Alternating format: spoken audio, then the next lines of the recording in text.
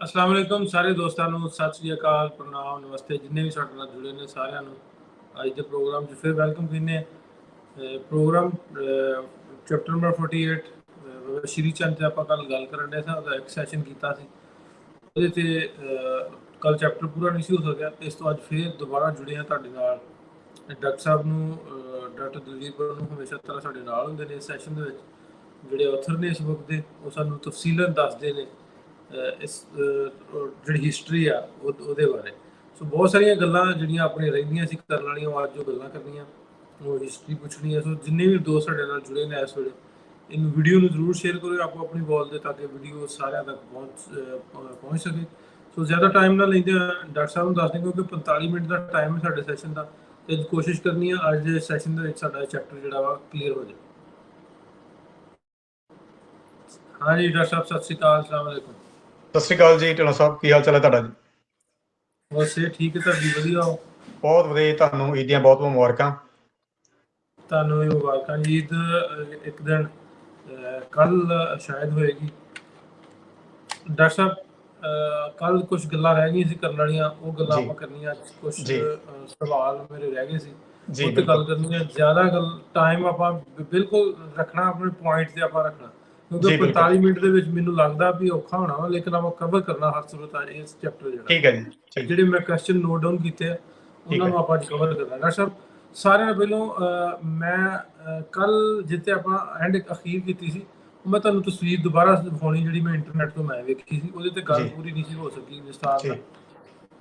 ਇਹ ਤਸਵੀਰ ਇਹ ਜਿਹੜੀ ਮੈਨੂੰ ਜੇ ਸ਼੍ਰੀ ਚੰਦ ਜੀ ਨੂੰ ਮੈਂ ਕੁਛ ਦਿਆ ਸੀ ਸਰਚ ਕਰ ਵੀ ਤੁਹਾਡੇ ਚੈਪਟਰ ਅਸੀਂ ਕਰਨਾ ਸੋ ਉਹਦੀ ਤਸਵੀਰਾਂ ਦੋ ਤਿੰਨ ਸਾਹਮਣੇ ਆਉਣੀਆਂ ਸੀ ਇਹਦੇ ਤੇ ਪੁੱਛਣਾ ਤੁਹਾਨੂੰ ਇਹਦੀ ਕੋਈ ਹਿਸਟਰੀ ਇਹਦੇ ਬਾਰੇ ਥੋੜੀ ਜਿਹੀ ਗੱਲ ਹੋਈ ਸੀ ਬਾਕੀ ਦੱਸੋ ਜੀ। ਇਹ ਪੁਰਾਤਨ ਸਾਖੀ ਹੈ, ਪੁਰਾਣੀ ਸਾਖੀ ਹੈ ਜਿਹਦੇ ਵਿੱਚ ਇਸ ਤਸਵੀਰ ਵਿੱਚ ਸ਼੍ਰੀ ਚੰਦ ਜੀ ਨੂੰ ਚੌਥੇ ਗੁਰੂ ਰਾਮਦਾਸ ਜੀ ਦੇ ਨਾਲ ਦਿਖਾਇਆ ਗਿਆ। ਸਾਖੀ ਦੇ ਮੁਤਾਬਕ ਵੀ ਜਦੋਂ ਦੋਨੋਂ ਆਪਸ ਵਿੱਚ ਮਿਲੇ ਨੇ ਗੁਰੂ ਰਾਮਦਾਸ ਜੀ ਚੌਥੇ ਪਾਤਸ਼ਾਹੀ ਔਰ ਸ਼੍ਰੀ ਚੰਦ ਜੀ, ਇਸ ਵੇਲੇ ਸ਼੍ਰੀ ਚੰਦ ਜੀ ਨੇ ਗੁਰੂ ਸਾਹਿਬ ਨੂੰ ਚਲੋ ਵੀ ਕੈਜੂਅਲੀ ਜਿਹਾ ਪੁੱਛਿਆ ਕਿ ਤੁਸੀਂ ਆਪਣੀ ਇੰਨੀ ਦਾੜੀ ਕਿਉਂ ਵਧਾਈ ਹੋਈ ਹੈ ਤੇ ਗੁਰੂ ਸਾਹਿਬ ਨੇ ਉਹਦੇ ਉੱਤਰ ਵਿੱਚ ਬੜੀ ਹਲੀਮੀ ਦੇ ਨਾਲ ਬੜੀ ਨਿਮਰਤਾ ਦੇ ਨਾਲ ਉੱਤਰ ਦਿੱਤਾ ਵੀ ਤਾਂ ਕਿ ਜਿਹੜੇ ਤੁਹਾਡੇ ਵਰਗੇ ਲੋਕ ਨੇ ਉਹਨਾਂ ਦੇ ਜਿਹੜੇ ਹੈਗੇ ਆ ਚਰਨਾਂ ਦੀ ਧੂੜ ਸਾਫ਼ ਕਰ ਸਕਾਂ। ਸੋ ਇਸ ਚੀਜ਼ ਦੇ ਉੱਤਰ ਦੇ ਵਿੱਚ ਸ਼੍ਰੀ ਚੰਦ ਜੀ ਨੇ ਕਿਹਾ ਵੀ ਕਿੰਨੀ ਤੁਸੀਂ ਨਿਮਰਤਾ ਹਲੀਮੀ ਦੇ ਨਾਲ ਜਿਹੜੀ ਇੰਨੀ ਗੱਲ ਜਿਹੜੀ ਕੀਤੀ ਹੈ, ਇਸ ਕਰਕੇ ਹੀ ਇਹ ਜਿਹੜੀ ਗੁਰਗੱਦੀ ਹੈ ਗੁਰੂ ਨਾਨਕ ਪਾਤਸ਼ਾਹ ਜੀ ਨੇ ਤੁਹਾਨੂੰ ਦਿੱਤੀ ਹੈ ਔਰ ਜਿਹੜੀ ਪੀੜ੍ਹੀ ਦਰ ਪੀੜ੍ਹੀ ਅੱਗੇ ਚੱਲਦੀ ਹੁਣ ਜਿਹੜੀ ਚੌਥੀ ਜਗ੍ਹਾ ਤੇ ਆ ਪਹੁੰਚੀ ਹੈ। ਸੋ ਇਹ ਸਾਖੀ ਜਿਹੜੀ ਹੈ ਇੱਕ ਤਰ੍ਹਾਂ ਦਾ ਚੌਥੇ ਗੁਰੂ ਸਾਹਿਬ ਗੁਰੂ ਰਾਮਦਾਸ ਜੀ ਔਰ ਸ਼੍ਰੀ ਚੰਦ ਜੀ ਇਹਨਾਂ ਦੇ ਜਿਹੜਾ ਆਪਸੀ ਗੁੱਡ ਰਿਲੇਸ਼ਨ ਜਿਹੜੀ ਹੈਗੀ ਆ ਉਹਨੂੰ ਸਿਗਨੀਫਾਈ ਕਰਦੀ ਹੈ। ਜਿਵੇਂ ਆਪਾਂ ਕੱਲ ਦੀ ਆਪਣੀ ਟਾਕ ਦੇ ਵਿੱਚ ਤੀਜੇ ਪਾਤਸ਼ਾਹੀ ਦੀ ਇੱਕ ਸਾਖੀ ਦਾ ਜ਼ਿਕਰ ਕੀਤਾ ਸੀ ਕਿ ਕਿਵੇਂ ਉਹਦੇ ਵਿੱਚ ਡਿਫਰੈਂਸ ਹੈਗਾ ਆ ਕਿ ਇੱਕ ਕਿਤਾਬ ਦੇ ਵਿੱਚ ਤੇ ਲਿਖਿਆ ਹੋਇਆ ਕਿ ਤੀਜੇ ਪਾਤਸ਼ਾਹ ਉੱਥੇ ਵਿਜ਼ਿਟ ਕੀਤੇ ਆ, ਦੂਜੇ ਪਾਸੇ ਤੀਜੇ ਪਾਤਸ਼ਾਹ ਨੂੰ ਇਸ ਚੀਜ਼ ਦਾ ਕ੍ਰੈਡਿਟ ਦਿੱਤਾ ਜਾਂਦਾ ਕਿ ਉਹਨਾਂ ਨੇ ਸਿੱਖ ਧਰਮ ਨੂੰ ਜਿਹੜੇ ਗੁਰੂ ਨਾਨਕ ਦੇਵ ਜੀ ਪਾਤਸ਼ਾਹ ਨੂੰ ਮੰਨਣ ਵਾਲੇ ਸੀਗੇ ਉਹਨਾਂ ਨੂੰ ਉਦਾਸੀਆਂ ਦੇ ਨਾਲੋਂ ਕਿੱਦਾਂ ਡਿਫਰੈਂਸ਼ੀਏਟ ਕੀਤਾ ਸੀ ਤਾਂ ਕਿ ਲੋਕੀ ਜਿਹੜੇ ਹੈਗੇ ਉਹਨਾਂ 'ਚ ਕਨਫਿਊਜ਼ਨ ਨਹੀਂ ਰਵੇ। ਸੋ ਇਸ ਕਰਕੇ ਜਿਹੜੀ ਆਹ ਹੁਣ ਤੁਸੀਂ ਸਾਖੀ ਦਿਖਾ ਰਹੇ ਹੋ ਇਹ ਚੌਥੇ ਪਾਤਸ਼ਾਹੀ ਦੇ ਨਾਲ ਰਿਲੇਸ਼ਨ ਹੈਗੀ ਆ, ਰਿਲੇਸ਼ਨ ਸੀਗੇ ਉਹ ਵਧੀਆ ਸਨ, ਉਹ ਸਾਨੂੰ ਇਸ ਸਾਖੀ ਚੋਂ ਮਿਲਦਾ ਹੈ ਪਤਾ। ਠੀਕ ਜੀ ਡਾਕਟਰ ਸਾਹਿਬ ਇਹ ਥੋੜਾ ਜਿਹਾ ਅੱਗੇ ਥੋੜਾ ਜਿਹਾ ਇਸੇ ਗੱਲ ਨੂੰ ਅੱਗੇ ਵਧਾ ਜੀ ਫੋਟੋ ਵਾਲੀ ਗੱਲ ਆਪਾਂ ਕਰਾਂਗੇ ਇਹਦੇ 'ਚ ਤੁਸੀਂ ਹਮੇਸ਼ਾ ਕੋਸ਼ਿਸ਼ ਕਰਦੇ ਹੋ ਲੱਭਣ ਦੀ ਕਿ ਸਾਖੀ ਕਿਸ ਨੇ ਸਭ ਤੋਂ ਪਹਿਲਾਂ ਲਿਖੀ। ਇਹ ਸਾਖੀ ਬਾਰੇ ਕੁਝ ਲੱਭਾ ਕਿ ਆਥਰ ਕੌਣ ਸੀ ਇਹਦਾ ਲਿਖੀ ਕਿੰਨੇ ਸੀ? ਹਾਂਜੀ, ਇਹ ਵਾਲੀ ਸਾਖੀ ਜਿਹੜੀ ਹੁਣ ਮੈਂ ਤੁਹਾਨੂੰ ਦੱਸ ਕੇ ਹਟਿਆ ਜਦੋਂ ਆਪਣੇ ਕੰਮ ਦਾ ਇਹ ਬਹੁਤ ਮੇਨ ਕਹਿ ਲਓ ਪਈ ਇਹ ਰਹਿੰਦਾ ਹੈ ਕਿ ਆਪਾਂ ਲੱਭੀਏ ਕਿ ਇਹ ਸਾਖੀਆਂ ਸ਼ੁਰੂ ਕਿੱਦਾਂ ਹੋਈਆਂ, ਕਿਹਨੇ ਸਭ ਤੋਂ ਪਹਿਲਾਂ ਲਿਖੀ। ਜਿਹੜੀ ਇਹ ਸਾਖੀ ਹੁਣ ਚੌਥੇ ਪਾਤਸ਼ਾਹੀ ਐਂਡ ਸ਼੍ਰੀ ਚੰਦ ਜੀ ਦੀ ਹੈਗੀ ਆ। ਇਹ ਮੈਂ ਪੁਰਾਣੀਆਂ 'ਚ ਜਾਂਦਾ ਮੈਂ ਪਹੁੰਚਿਆ ਪਰਚੀਆਂ ਸੇਵਾਦਾਸ ਜਿਹੜੀ ਕਿਤਾਬ ਹੈਗੀ ਆ ਉਹ ਕਿਹਾ ਜਾਂਦਾ ਵੀ 1708 ਦੇ ਵਿੱਚ ਲਿਖੀ ਗਈ ਹੈ ਜਿਹਦੇ ਵਿੱਚ ਕਿ ਇਹ ਸਾਖੀ ਮੈਨੂੰ ਮਿਲੀ ਹੈ। ਹੋ ਸਕਦਾ ਤੋਂ ਪੁਰਾਣੇ ਵੀ ਕਿਸੇ ਉਦਾਸੀ ਲਿਟਰੇਚਰ 'ਚ ਹੀ ਹੋਵੇ ਪਰ ਮੈਨੂੰ ਸਭ ਤੋਂ ਪੁਰਾਣੇ ਇਹ ਜਿਹੜੀ ਪਰਚੀਆਂ ਸੇਵਾਦਾਸ ਜਿਹੜੀ ਕਿਤਾਬ ਹੈਗੀ ਆ ਜਿਹਨੂੰ ਸਾਖੀਆਂ ਸੇਵਾਦਾਸ ਉਦਾਸੀ ਵੀ ਕਿਹਾ ਜਾਂਦਾ ਉਹਦੇ ਵਿੱਚ ਮਿਲੀ ਹੈ ਤੇ ਕਿਹਾ ਜਾਂਦਾ ਵੀ ਇਹ ਕਿਤਾਬ 1708 ਦੇ ਵਿੱਚ ਲਿਖੀ ਗਈ। 1708 'ਚ ਅੱਛਾ। ਇਹਨਾਂ ਦਾ ਆਪਣਾ ਸ਼੍ਰੀ ਚੰਦ ਦਾ ਵੀ ਕੋਈ ਲਿਟਰੇਚਰ ਤੁਹਾਨੂੰ ਮਿਲਿਆ?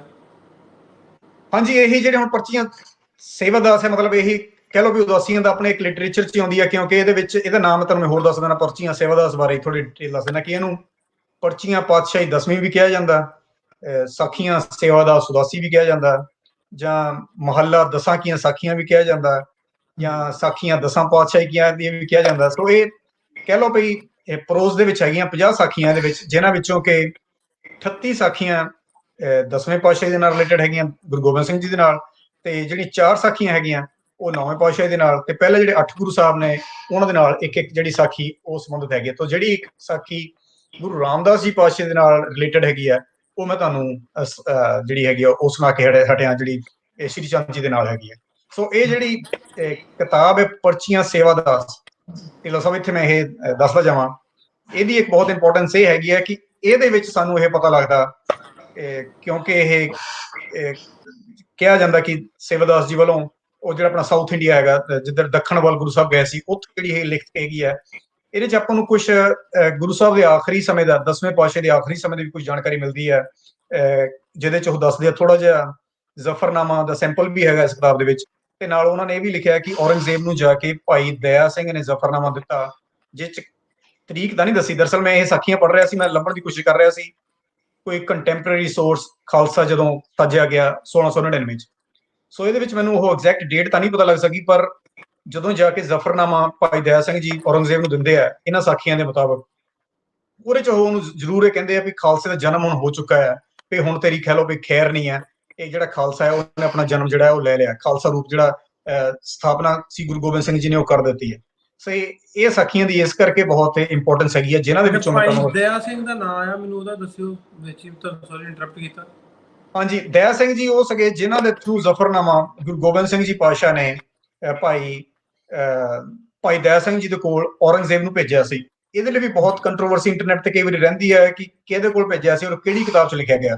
ਸੋ ਮੈਂ ਇਹ ਆਪਣੇ ਸ਼ੋਅ ਦੇ ਥਰੂ ਦੱਸਣਾ ਚਾਹਣਾ ਕਿ ਇਹ ਸਾਖੀਆਂ ਭਾਈ ਸੇਵਾਦਾਸ ਜਿਹੜੀ ਹੈਗੀ ਆ, ਇਹ ਕਿਤਾਬ ਉਹਦੇ ਵਿੱਚ ਜਿਹੜੀ ਫਸਟ ਟਾਈਮ ਜਿਹੜੀ ਇਹ ਐਂਟਰੀ ਆਉਂਦੀ ਹੈ, ਔਰ ਇਸੇ ਕਿਤਾਬ ਦੇ ਵਿੱਚ ਆਪਣਾ ਜਿਹੜਾ ਹੈਗਾ ਰਹਿਤਨਾਮਾ ਪ੍ਰਹਿਲਾਦ ਸਿੰਘ, ਉਹ ਵੀ ਇਹਦੇ ਵਿੱਚ ਹੀ ਹੈਗਾ ਆ।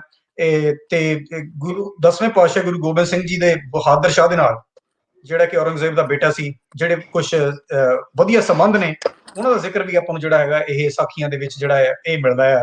ਤੇ ਜਿਹੜਾ ਮਸੰਦਾਂ ਨੂੰ ਖਤਮ ਕੀਤਾ ਗਿਆ ਸੀ ਗੁਰੂ ਗੋਬਿੰਦ ਸਿੰਘ ਜੀ ਪਾਤਸ਼ਾਹ ਵੱਲੋਂ। ਸੋ ਇਹ ਜਿਹੜੀ ਸਾਖੀਆਂ ਹੈਗੀਆਂ ਇਹ ਕਾਫੀ ਹਿਸਟੋਰੀਕਲੀ ਇੰਟਰਸਟਿੰਗ ਔਰ ਇੰਪੋਰਟੈਂਟ ਸਿਗਨੀਫੀਕੈਂਟ ਇੱਕ ਡਾਕੂਮੈਂਟੇਸ਼ਨ ਹੈਗਾ। ਤੇ ਇਹਦੇ ਵਿੱਚ ਇਹ ਸਾਖੀ ਦਾ ਹੋਣਾ ਕਹਿ ਲਓ ਭਈ ਚੌਥੇ ਪਾਤਸ਼ਾਹੀ ਔਰ ਸ੍ਰੀ ਚੰਦ ਜੀ ਦੀ ਜਿਹੜੀ ਮੁਲਾਕਾਤ ਨੂੰ ਇਦਾਂ ਕਹਿ ਲਓ ਵੀ ਕੋਆਪਰੇਟਿਵ ਜਾਂ ਹੰਬਲਨੈਸ ਜਾਂ ਇੱਕ ਪੋਜ਼ਿਟਿਵ ਤਰੀਕੇ ਨਾਲ ਦਿਖਾਉਣਾ ਜਿਹੜਾ ਹੈਗਾ ਉਹ ਹਿਸਟੋਰੀਕਲੀ ਕਾਫੀ ਇੰਪੋਰਟੈਂਟ ਮੰਨਿਆ ਜਾਂਦਾ ਉਦਾਸੀ ਸੰਤਾਂ ਵੱਲੋਂ। ਉਹ ਇਸ ਚੀਜ਼ ਨੂੰ ਕਾਫੀ ਜ਼ਿਆਦਾ, ਇਸ ਕਰਕੇ ਜਿਹੜੀ ਤੁਸੀਂ ਇਹ ਤਸਵੀਰ ਦਿਖਾਈ ਆ, ਤੁਹਾਨੂੰ ਅਕਸਰ ਹੀ ਉਦਾਸੀ ਜਿਹੜੀ ਜਗ੍ਹਾ ਹੈਗੀਆਂ ਉੱਥੇ ਮਿਲ ਜਾਏਗੀ, ਜਿੱਥੋਂ ਕਿ ਉਹ ਪਤਾ ਲੱਗਦਾ ਹੈ ਕਿ ਉਹਨਾਂ ਦੇ ਚੌਥੇ ਗੁਰੂ ਸਾਹਿਬ ਦੇ ਨਾਲ ਜਿਹੜੇ ਸੰਬੰਧ ਸੀ ਉਹ ਸਹੀ ਸਨ। ਅੱਛਾ ਡਾਕਟਰ ਸਾਹਿਬ, ਜੇ ਆਪਾਂ ਸਿੰਧ ਦੀ ਗੱਲ ਕਰ ਰਹੇ ਹਾਂ, ਬਹੁਤ ਵੱਡੀ ਤਾਦਾਦ ਹੈ, ਬਹੁਤ ਵੱਡੇ ਉਹ ਗਿਣਤੀ ਆ ਜਿਹੜੇ ਲੋਕ ਨੇ ਸ਼੍ਰੀ ਚੰਦ ਮੰਨਣ ਵਾਲੇ ਜਿਹੜੇ ਸਿੰਧ ਦੇ ਵਿੱਚ ਨੇ, ਉਹ ਉਹਦੇ ਤੇ ਥੋੜਾ ਜਿਹਾ ਦੱਸਿਓ ਵੀ ਉਹ ਕਿਉਂ। ਹਾਂਜੀ, ਉਹ ਤੋਂ ਪਹਿਲਾਂ ਮੈਂ ਇੱਕ ਚੀਜ਼ ਹੋਰ ਦੱਸ ਦਵਾਂ, ਕਿਉਂਕਿ ਆਪਣੇ ਕੁਝ ਦੋਸਤ ਜਿਹਦੇ ਬਾਰੇ ਪੁੱਛਦੇ ਆ, ਤਾਂ ਇਹ ਜਿਹੜੀ ਹੁਣ ਕਿਤਾਬਾਂ ਹੈਗੀਆਂ ਵੀ ਇਹ ਮੈਂ ਨਹੀਂ ਲਿਖੀਆਂ ਹੋਈਆਂ, ਮੈਂ ਤਾਂ ਜੋ ਪੁਰਾਣੀਆਂ ਕਿਤਾਬਾਂ 'ਚ ਹੈਗਾ ਉਹ ਕੋਟ ਕਰ ਰਿਹਾ। ਇਹ ਜਿਹੜੀ ਹੁਣ ਸੇਵਾਦਾਸ ਦੀ ਸਾਖੀ ਹੈਗੀ ਆ, ਇਹ ਇਸ ਵੇਲੇ ਖਾਲਸਾ ਕਾਲਜ ਅੰਮ੍ਰਿਤਸਰ 'ਚ ਪਈ ਹੈ। ਤੇ ਕਿਉਂਕਿ ਇਹਦੀ ਮੈਂ ਰਿਸਰਚ ਕਰਨ ਦੀ ਕੋਸ਼ਿਸ਼ ਕੀਤੀ, ਇਹਦੀ ਮੈਨੂਸਕ੍ਰਿਪਟ ਨੰਬਰ 2300E ਹੈਗਾ, ਜੇ ਕੋਈ ਨੂੰ ਜਾ ਕੇ ਪੜ੍ਹਨਾ ਚਾਹਵੇ।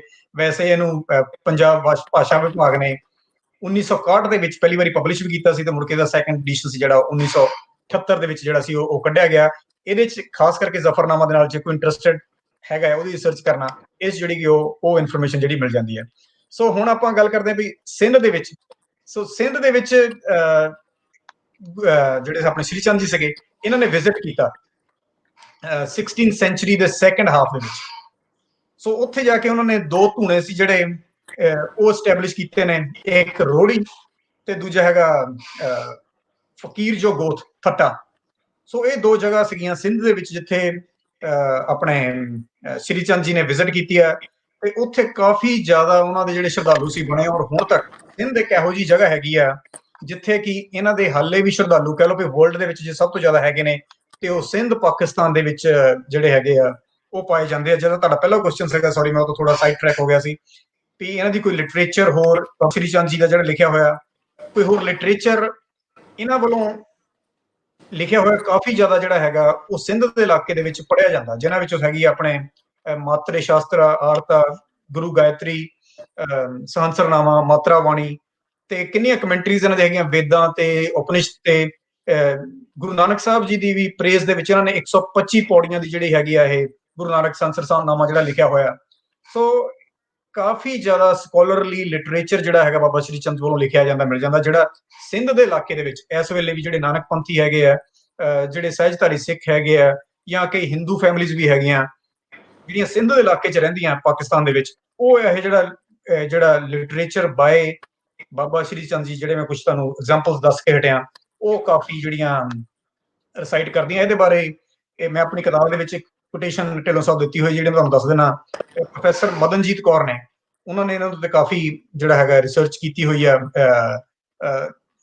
ਮਾਤਰਾ ਸਾਹਿਬ ਤੇ ਮਾਤਰਾ ਸਾਹਿਬ ਇਹਨਾਂ ਦੀ ਇੱਕ ਕਹ ਲਓ ਕਿ ਹੋਲੀ ਬੁੱਕ ਹੈਗੀ ਆ ਉਦਾਸੀਆਂ ਦੀ, ਜਿਹਦੇ ਵਿੱਚ ਇਹ ਸਾਰਾ ਕੁਝ ਜਿਹੜਾ ਦਰਜ ਹੈਗਾ। ਉਹਦੇ ਵਿੱਚੋਂ ਕਹਿੰਦੇ ਆ ਮਾਤਰਾ ਸਾਹਿਬ ਨੂੰ ਰਿਸਰਚ ਕਰਨ ਤੋਂ ਬਾਅਦ ਪ੍ਰੋਫੈਸਰ ਮਦਨਜੀਤ ਕੌਰ ਜੀ ਕਹਿੰਦੇ ਆ ਵੀ ਉਹ ਤੋਂ ਸਾਫ਼ ਪਤਾ ਲੱਗਦਾ ਵੀ ਜਿਹੜੇ ਬਾਬਾ ਸ਼੍ਰੀ ਚੰਦ ਜੀ ਸੀਗੇ ਵੀ ਉਹਨਾਂ ਨੇ ਜਿਹੜੀ ਮੈਟਾਫਿਜ਼ਿਕਸ ਦੀ ਇਹ ਜਿਹੜੀ ਸਿੱਖਿਆ ਸੀਗੀ ਇਹ ਗੁਰੂ ਨਾਨਕ ਦੇਵ ਜੀ ਤੋਂ ਲਈ ਸੀ, ਤੇ ਉਹ ਗੁਰੂ ਨਾਨਕ ਦੇਵ ਜੀ ਨੂੰ ਆਪਣਾ ਜਿਹੜਾ ਗੁਰੂ ਮੰਨਦੇ ਆ। ਵੀ ਮਾਤਰਾ ਦੇ ਵਿੱਚ ਬਾਬਾ ਸ਼੍ਰੀ ਚੰਦ ਜੀ ਸਿਰਫ ਆਪਣੇ ਆਪ ਨੂੰ ਨਾਨਕ ਦਾ ਸਨ, ਨਾਨਕ ਦਾ ਬੇਟਾ ਕਹਿ ਕੇ ਆਪਣੇ ਆਪ ਨੂੰ ਦੱਸਦੇ ਆ, ਨੋਟ ਕਿ ਉਹਨਾਂ ਨੇ ਕੋਈ ਨਵੇਂ ਪ੍ਰੋਫਿਟ ਨੇ ਜਾਂ ਕੋਈ ਨਵਾਂ ਫਾਊਂਡਰ ਜਾਂ ਕੋਈ ਨਵਾਂ ਇਹੋ ਜਿਹੀ ਚੀਜ਼ ਨਵੀਂ ਸਥਾਪਿਤ ਕੀਤੀ ਹੈ।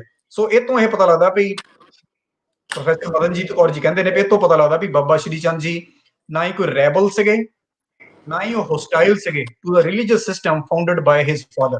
ਕਿ ਮਤਲਬ ਉਹਨਾਂ ਨੇ ਉਹਦੀ ਕੋਈ ਆਪੋਜੀਸ਼ਨ ਨਹੀਂ ਸੀ ਕੀਤੀ, ਕੋਈ ਰੈਬੇਲੀਅਸ ਜਿਹੜਾ ਸੀ ਉਹ ਖੁੱਲ ਕੇ ਨਹੀਂ ਸੀ ਕੀਤਾ। ਉਹਨਾਂ ਦਾ ਆਪਣਾ ਲਾਈਫ ਸਟਾਈਲ ਜ਼ਰੂਰ ਸੀ, ਇਸ ਕਰਕੇ ਸ਼ਾਇਦ ਵੀ ਉਹਨਾਂ ਨੂੰ ਜਿਹੜੀ ਗੁਰਗੱਦੀ ਸੀ, ਕਿਉਂਕਿ ਉਹਨਾਂ ਦਾ ਆਪਣਾ ਸਟਾਈਲ ਅਲੱਗ ਸੀ, ਉਹ ਸੰਨਿਆਸੀ ਬਣ ਗਏ ਸੀ, ਉਹਨਾਂ ਨੇ ਘਰ ਗ੍ਰਸਤੀ ਨੂੰ ਛੱਡ ਦਿੱਤਾ ਸੀ, ਜਿਹੜੇ ਕਿ ਗੁਰੂ ਨਾਨਕ ਦੇਵ ਜੀ ਪਾਤਸ਼ਾਹ ਦੀ ਜਿਹੜੀ ਸੀ ਫਿਲਾਸਫੀ ਉਹਦੇ ਅਨੁਕੂਲ ਨਹੀਂ ਸੀ।